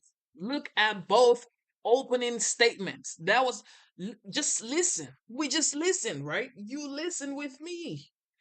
She was talking about how she grew up, how she was brought up by another, like, who cares? But Trump actually spoke about the economy, the things he already did, running based on performance, not based on what we are going to do. All right, so, do you guys want to keep watching, or you want us to just play the end? Because I already reviewed this debate like twice. I don't want to keep reviewing this debate because, we may only be getting this debate, this one right here. But let's listen to the closing remark. Vice President Harris, we begin with you. So I think you've heard tonight two very different visions for our country. One that is focused on the future, and the other that is focused on the past, and an attempt to take us back. Wait. Somebody said play the old thing. So wait, we need to vote right now. Do you want me to play the old thing again? Do you want me to play the whole thing again? Put it in the chat. Yes, yes, yes. Or if you don't want me to play the whole thing again, say no. Because I already played it like twice. I already reviewed it like twice. So put it in the chat. Yes, yes. If you want me to review, if you want me to like actually play the whole thing again, or you want me to just, play the beginning like I already did and just, move to the end. Let me know. Let me know. Put in it. Okay, Jen said no. Redmond said yes. Um,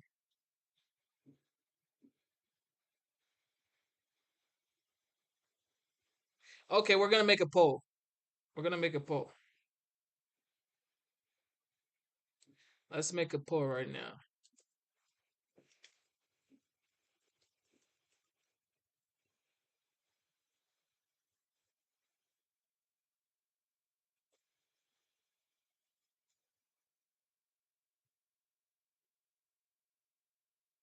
All right, there goes the poll. Let me know. Let me know. Let me know. Let me know. There goes the poll. Whoever wins, wins. Let me go ahead and play this. Vice President Harris, we begin with you. So I think you've heard tonight two very different visions for our country. One that is focused on the future, and the other that is focused on the past, and an attempt to take us backward. But we're not going back. And I do believe that the American people know we all have so much more in common than what separates us, and we can chart a new way forward.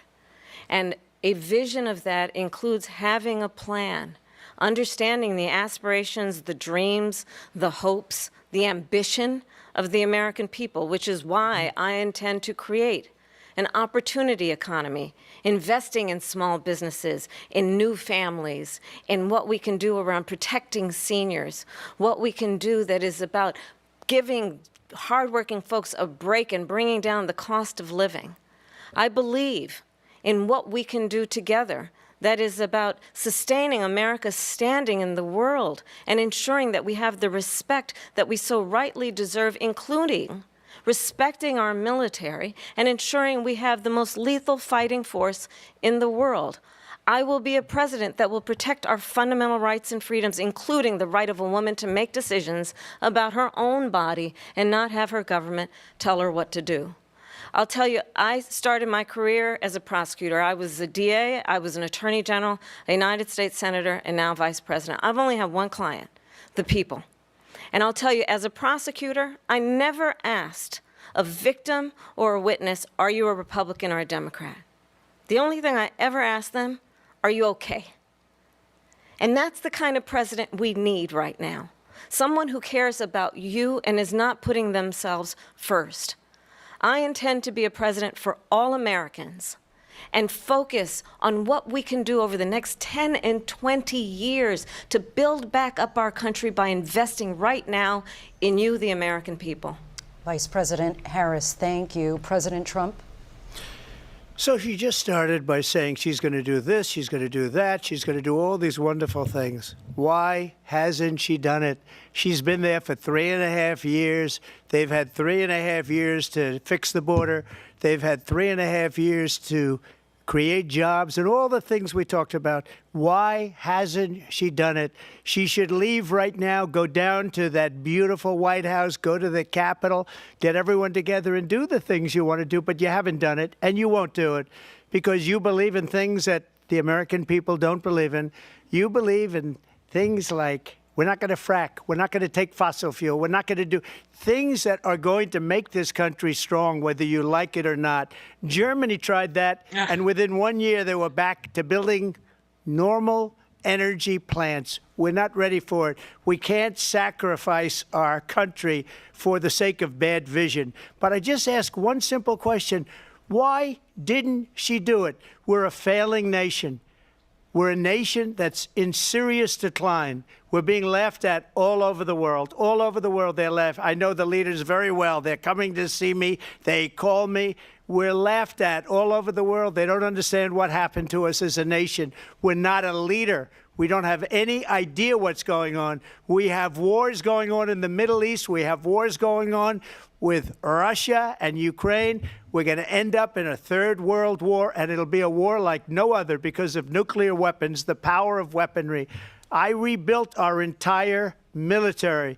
She gave a lot of it away to the Taliban. She gave it to Afghanistan. What these people have done to our country, and maybe toughest of all, is allowing millions of people to come into our country. Many of them are criminals, and they're destroying our country. The worst president, the worst vice president in the history of our country. President Trump, thank you. There you have it. There you have it. What do you think? Who had the best closing statement? Who had the best closing statement? Let me know. Put it in the chat. Trump or Kamala? Put it in the chat. Who had the best closing statement?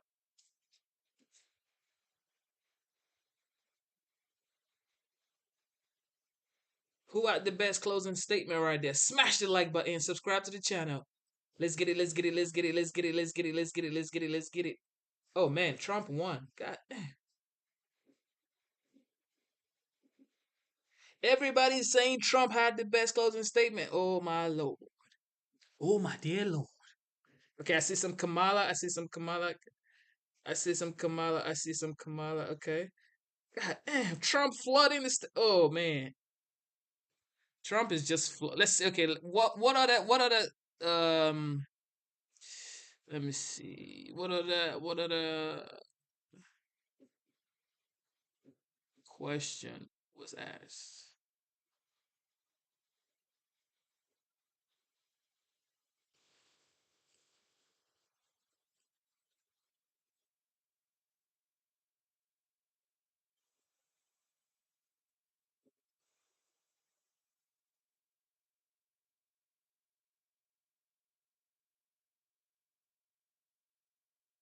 Vladimir Putin to defend their sovereignty, their democracy, that it's in America's best interest to do so, arguing that if Putin wins, he may be emboldened to move even further into other countries. You have said you would solve this war in 24 hours. You said so just before the break tonight. How exactly would you do that? And I want to ask you a very simple question tonight. Do you want Ukraine to win this war? I want the war to stop. I want to save lives that are being uselessly people being killed by the millions. It's the millions. It's so much worse than the numbers that you're getting, which are fake numbers. Look, we're in for 250 billion or more because they don't ask Europe, which is a much bigger beneficiary to getting this thing done than we are. They're in for $150 billion less because Biden and you don't have the courage to ask Europe like I did with NATO. They paid billions and billions, hundreds of billions of dollars when I said, either you pay up or we're not going to protect you anymore. So that's maybe one of the reasons they don't like me as much as they like weak people.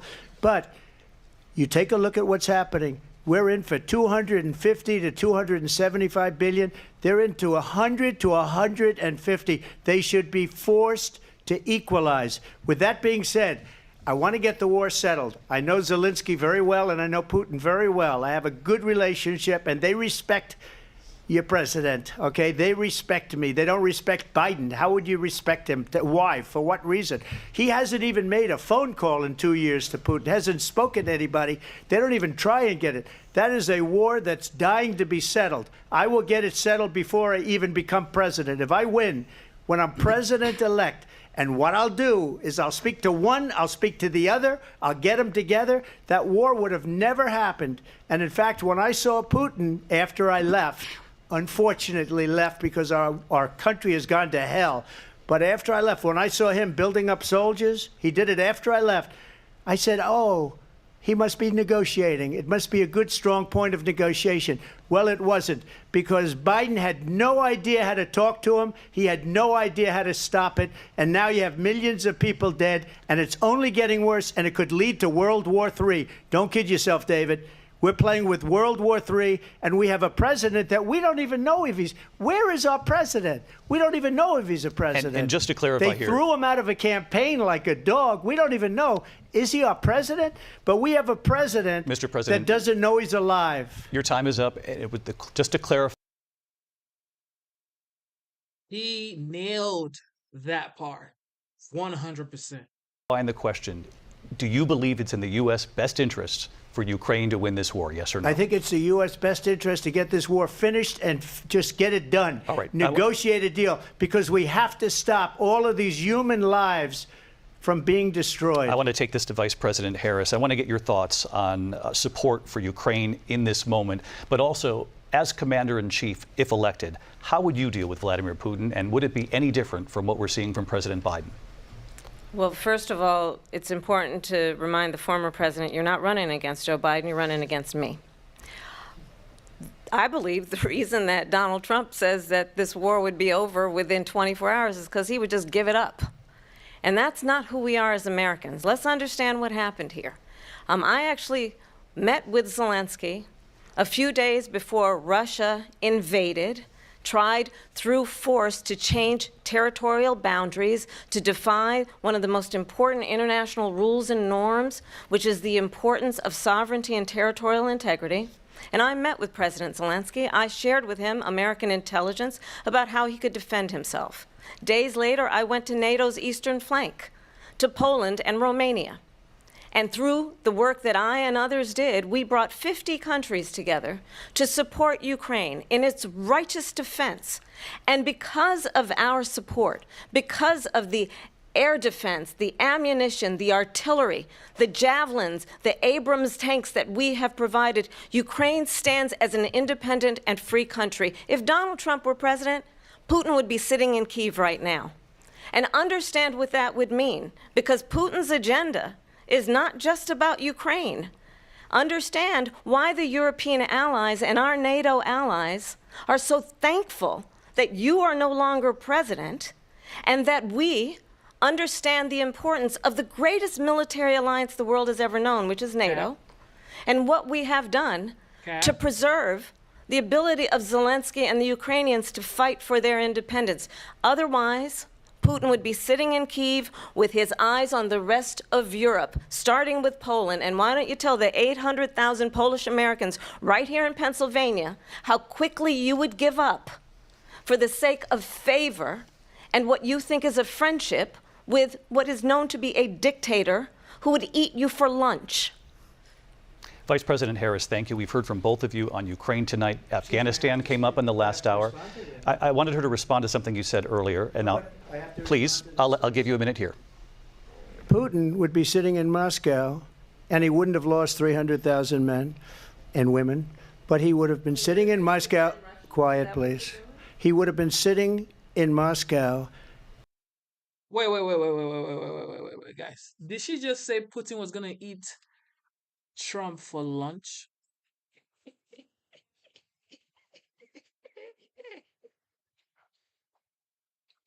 And that's right.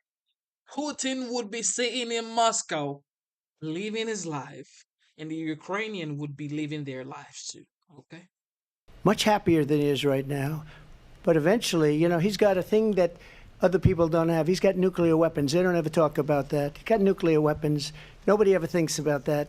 And eventually, maybe he'll use them, and maybe he hasn't been that threatening, but he does have that. Something we don't even like to talk about. Nobody likes to talk about it. But just so you understand, they sent her to negotiate peace before this war started. 3 days later, he went in and he started the war because everything they said was weak and stupid. They said the wrong things. That war should have never started. She was the emissary. They sent her in to negotiate with Zelensky and Putin, and she did. And the war started 3 days later. And that's the kind of talent we have with her. She's worse than Biden. In my opinion, I think he's the worst president in the history of our country. She goes down as the worst vice president in the history of our country. But let me tell you something. She is a horrible negotiator. They sent her in to negotiate. As soon as they left, Putin did the invasion. President Trump, thank you. You did bring up something. You said she went to negotiate with Vladimir Putin. Vice President Harris, have you ever met Vladimir Putin? Can you clarify tonight? Yet again, I said it at the beginning of this debate, you're going to hear a bunch of lies coming from this fellow. And that is another one. When I went to meet with President Zelensky, I've now met with him over 5 times. The reality is it has been about standing as America always should, as a leader upholding international rules and norms, as a leader who shows strength, understanding that the alliances we have around the world are dependent on our ability to look out for our friends and not favor our enemies because you adore strongmen instead of caring about democracy. And that is very much what is at stake here. The President of the United States is commander-in-chief. And the American people have a right to rely on a president who understands the significance of America's role and responsibility in terms of ensuring that there is stability and ensuring we stand up for our principles and not sell them for the benefit of personal flattery. We've talked about Ukraine and Vladimir Putin. I do want to talk about Afghanistan. It came up in the first hour of this debate. The question was, did you meet and negotiate with President Putin? You started Shakespeare tale. Bro. Talking about commander-in-chief. Like, she's just...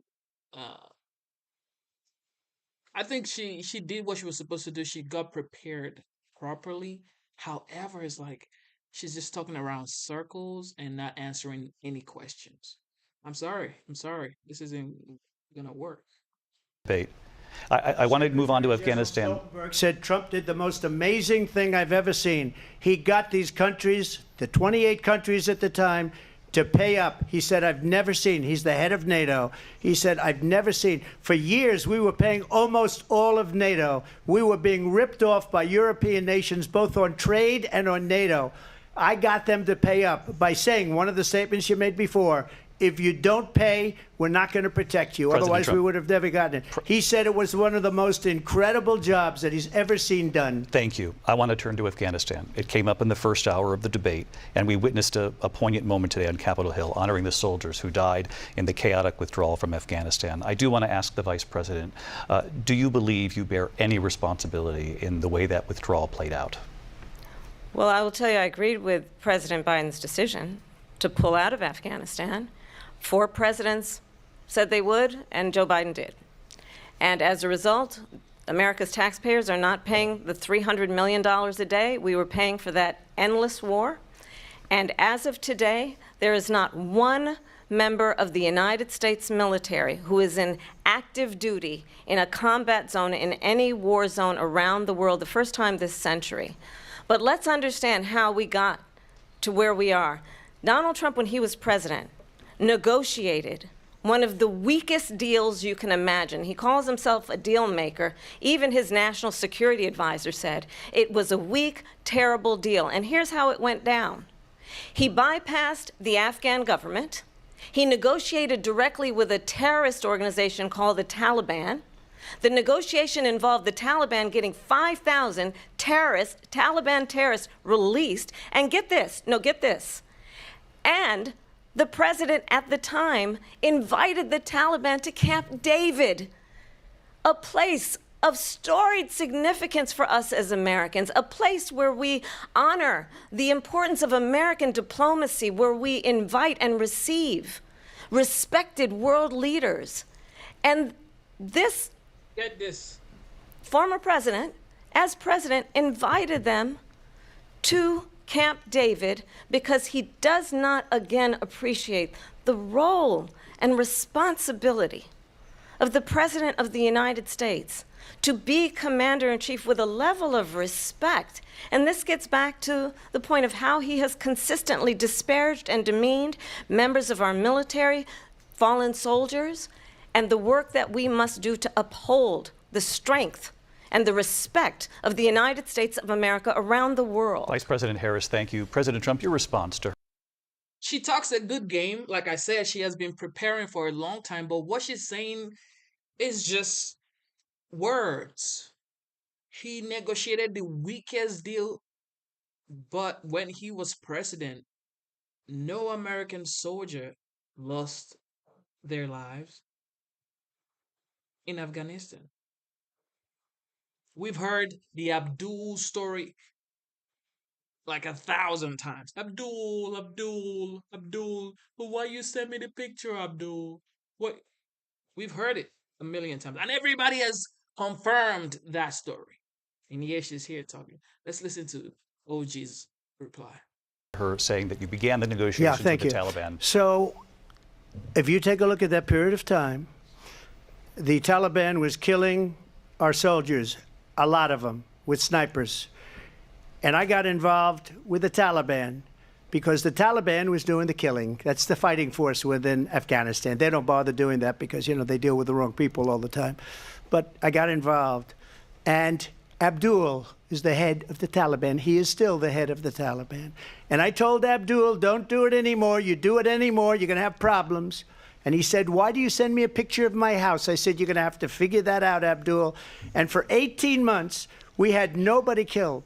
We did have an agreement negotiated by Mike Pompeo. It was a very good agreement. The reason it was good, we were getting out. We would have been out faster than them, but we wouldn't have lost the soldiers. We wouldn't have left many Americans behind, and we wouldn't have left $85 billion worth of brand new, beautiful military equipment behind. And just to finish, they blew it. The agreement said you have to do this, and they didn't do it. They didn't do it. The agreement was terminated by us because they didn't do what they were supposed to do. I want to move on. And these people did the worst withdrawal and, in my opinion, the most embarrassing moment in the history of our country. And by the way, that's why Russia attacked Ukraine, because they saw how incompetent she and her boss are. President Trump, thank you. I want to move on now to By the way, she was like, just looking at her and look at him, you could tell this man saying the facts. Cause she like I think is like updating her on is bringing her up to speed on information she might not be privy to. I don't know. I mean, I'm just. race and politics in this country. Mr. President, you recently said of Vice President Harris, quote, I didn't know she was black until a number of years ago when she happened to turn black, and now she wants to be known as black. I want to ask a bigger picture question here tonight. Why do you believe it's appropriate to weigh in on the racial identity of your opponent? I don't, and I don't care. I don't care what she is. I don't care. You make a big deal out of something, I couldn't care less. Whatever she wants to be is okay with me. But those were your words, so I'm asking. I don't know. I mean, all I can say is I read where she was not black, that she put out, and I'll say that. And then I read that she was black, and that's okay. Either one was okay with me. That's up to her. That's up to her. Vice President Harris, your thoughts on this? I think it's, honestly, I think it's a tragedy that we have someone who wants to be president who has consistently, over the course of his career, attempted to use race to divide the American people. I do believe that the vast majority of us know that we have so much more in common than what separates us, and we don't want this kind of approach that is just constantly trying to divide us, and especially by race. And let's remember how Donald Trump started. He was land, he owned buildings, and he was investigated because he refused to rent property to black families. Let's remember, this is the same individual who took out a full-page ad in the New York Times calling for the execution of 5 young black and Latino boys who were innocent, the Central Park 5. Took out a full-page ad calling for their execution. This is the same individual who spread birther lies about the first black president of the United States.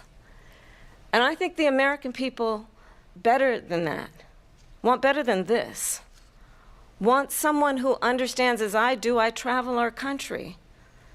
We see in each other a friend. We see in each other a neighbor. We don't want a leader who is constantly trying to have Americans point their fingers at each other. I meet with people all the time who tell me, can we please just have discourse about how we're going to invest in the aspirations and the ambitions and the dreams of the American people?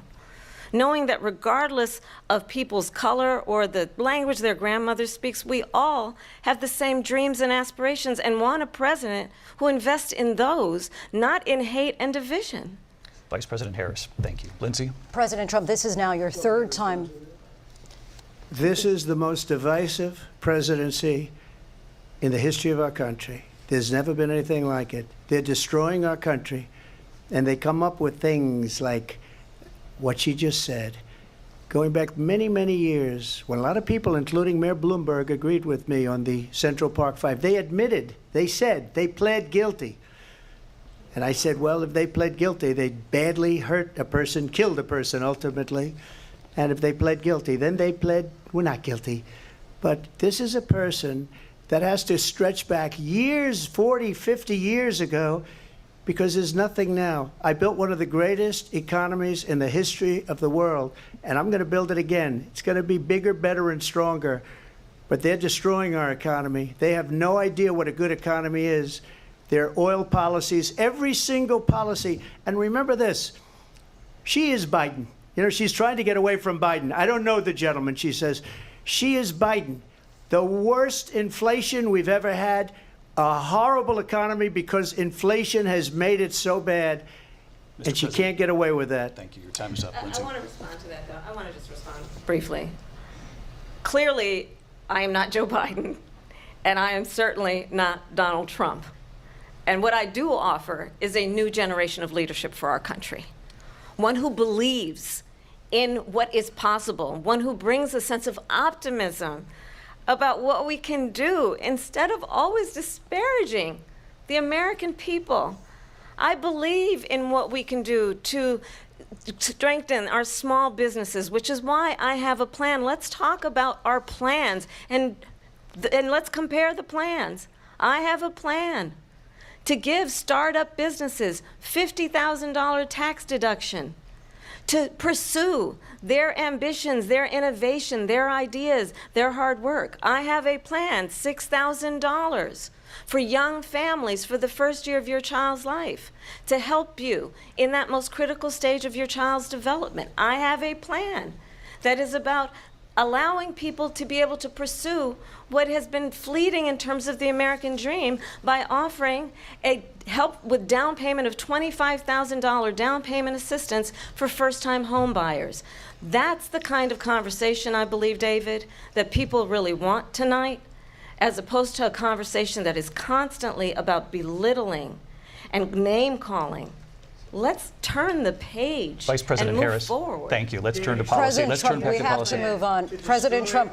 Let's turn to policy, please. She has a plan to defund the police. She has a plan to confiscate everybody's gun. President Trump, she we has do a have to plan move to on to not other allow issues. fracking in Pennsylvania or anywhere else. Okay. That's you, Mr. what her President. plan is until just recently. I just need Lindsay, to go ahead. respond because Trump, no, the President former Trump, president has said no, I'm something sorry. twice that I need to No, respond to. I'm sorry. I We're just going need to move on, respond Vice one President time Harris. to what he President has said Trump, this multiple is times. now your Yes. third time running for president. You have long vowed to repeal and replace the Affordable Care Act, also known as Obamacare. You have failed to accomplish that. You now say you're going to keep Obamacare, quote, unless we can do something much better. Correct. Last month, you said, quote, we're working on it. So tonight, 9 years after you first started running, do you have a plan, and can you tell us what it is? Obamacare was lousy health care, always was. It's not very good today. And what I said, that if we come up with something, and we are working on things, we're going to do it and we're going to replace it. But remember this, I inherited Obamacare because Democrats wouldn't change it. They wouldn't vote for it. They were unanimous. They wouldn't vote to change it. If they would have done that, we would have had a much better plan than Obamacare. But the Democrats came up. They wouldn't vote for it. I had a choice to make when I was president. Do I save it and make it as good as it can be, never going to be great, or do I let it rot? And I felt I had an obligation, even though politically it would have been good to just let it rot and let it go away. I decided, and I told my people, the top people, and they're very good people. I have a lot of good people in that administration. We read about the bad ones. We had some real bad ones, too, and so do they. They have really bad ones. The difference is they don't get rid of them. But let me just explain. I had a choice to make. Do I save it and make it as good as it can be, or do I let it rot? And I saved it. I did the right thing. But it's still never going to be great, and it's too expensive for people. And what we will do is we're looking at different plans. If we can come up with a plan that's going to cost our people, our population, less money and be better health care than Obamacare, then I would absolutely do it. But until then, I'd run it as good as it can be run. So just a yes or no, you still do not have a plan? I have concepts of a plan. I'm not president right now. But if we come up with something, I would only change it if we come up with something that's better and less expensive. And there are concepts and options we have to do that. And you'll be hearing about it in the not too distant future. Vice President Harris, in 2017, you supported Bernie Sanders' proposal to do away with private insurance and create a government-run healthcare system. 2 years later, you proposed a plan that included a private insurance option. What is your plan today? Well, first of all, I absolutely support, and over the last 4 years as vice president, private health care options. But what we need to do is maintain and grow the Affordable Care Act. But I'll get to that, Lindsay. I just need to respond to a previous point that the former president has made. I've made very clear my position on fracking. And then this business about taking everyone's guns away. Tim Walz and I are both gun owners. We're not taking anybody's guns away. So stop with the continuous lying about this stuff. As it relates to the Affordable Care Act, understand, just look at the history to know where people stand. When Donald Trump was president, 60 times he tried to get rid of the Affordable Care Act. 60 times. I was a senator at the time when I will never forget the early morning hours when it was up for a vote in the United States Senate. And the late, great John McCain, who you have disparaged as being, you don't like him, you said, at the time because he got caught. He was an American hero. The late, great John McCain, I will never forget that night, walked onto the Senate floor and said, no, you don't. No, you don't. No, you don't get rid of the Affordable Care Act. You have no plan. And what the Affordable Care Act has done is eliminate the ability of insurance companies to deny people with pre-existing conditions. I don't have to tell the people watching tonight, you remember what that was like? Remember when an insurance company could deny if a child had asthma, if someone was a breast cancer survivor, if a grandparent had diabetes? And thankfully, as I've been vice president and we over the last 4 years have strengthened the Affordable Care Act, we have allowed for the first time Medicare to negotiate drug prices on behalf of you, the American people. Donald Trump said he was going to allow Medicare to negotiate drug prices. He never did. We did. And now we have capped the cost of insulin at $35 a month. Since I've been vice president, we have capped the cost of prescription medication for seniors at $2,000 a year. And when I am president, we will do that for all people, understanding that the value I bring to this is that access to health care should be a right and not just a privilege of those who can afford it. And the plan has to be to strengthen the Affordable Care Act, not get rid of it, Vice President Harris, in terms of where Donald Trump stands on that. I want to move to an issue that's important for a lot of... She made a mistake. Number one, John McCain fought Obamacare for 10 years. But it wasn't only him. It were all of the Democrats that kept it going. And you know what? We can do much better than Obamacare, much less money. But she won't improve private insurance for people, private medical insurance. That's another thing she doesn't want to get. People are paying privately for insurance that have worked hard and made money, and they want to have private. She wants everybody to be on government insurance where you wait 6 months for an operation that you need immediately. President Trump, thank you. We have another issue that we'd like to get to that's important for a number of Americans, in particular younger voters, and that's climate change. President Trump, with regard to the environment, you say that we have to have clean air and clean water. Vice President Harris, you call climate change an existential threat. The question to you both tonight is, what would you do to fight climate change? And Vice President Harris, we'll start with you. 1 minute for you each. Well, the former president had said that climate change is a hoax. And what we know is that it is very real. You ask anyone who lives in a state who has experienced these extreme weather occurrences, who now is either being denied home insurance or it's being jacked up, You ask anybody who has been the victim of what that means in terms of losing their home, having nowhere to go. We know that we can actually deal with this issue. The young people of America care deeply about this issue. And I am proud that as Vice President over the last 4 years, we have invested $1 trillion in a clean energy economy, while we have also increased domestic gas production to historic levels. We have created over 800,000 new manufacturing jobs while I have been Vice President. We have invested in clean energy to the point that we are opening up factories around the world. Donald Trump said he was going to create manufacturing jobs. He lost manufacturing jobs. And I'm also proud to have the endorsement of the United Auto Workers and Sean Fain, who also know that part of building a clean energy economy includes investing in American-made products, American automobiles. It includes growing what we can do around American manufacturing and opening up auto plants, not closing them like happened under Donald Trump. Vice President Harris, thank you. That didn't happen under Donald Trump. Let me just tell you, they lost 10,000 manufacturing jobs this last month. It's going, they're all leaving.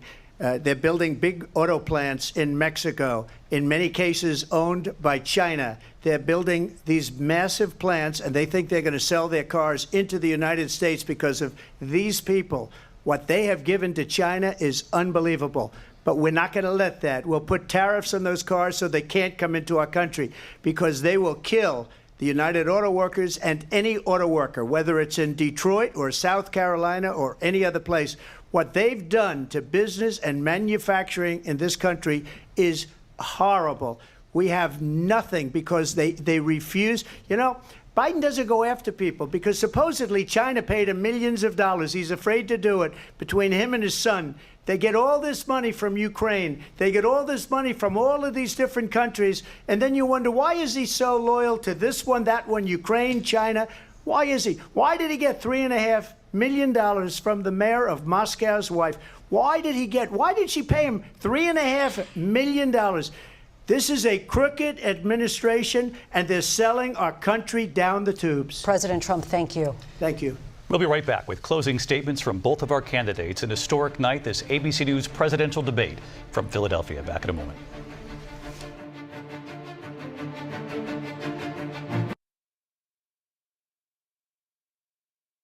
There we have it. There you have it. There you have it. Subscribe to the channel. Smash the like button. You know what time it is.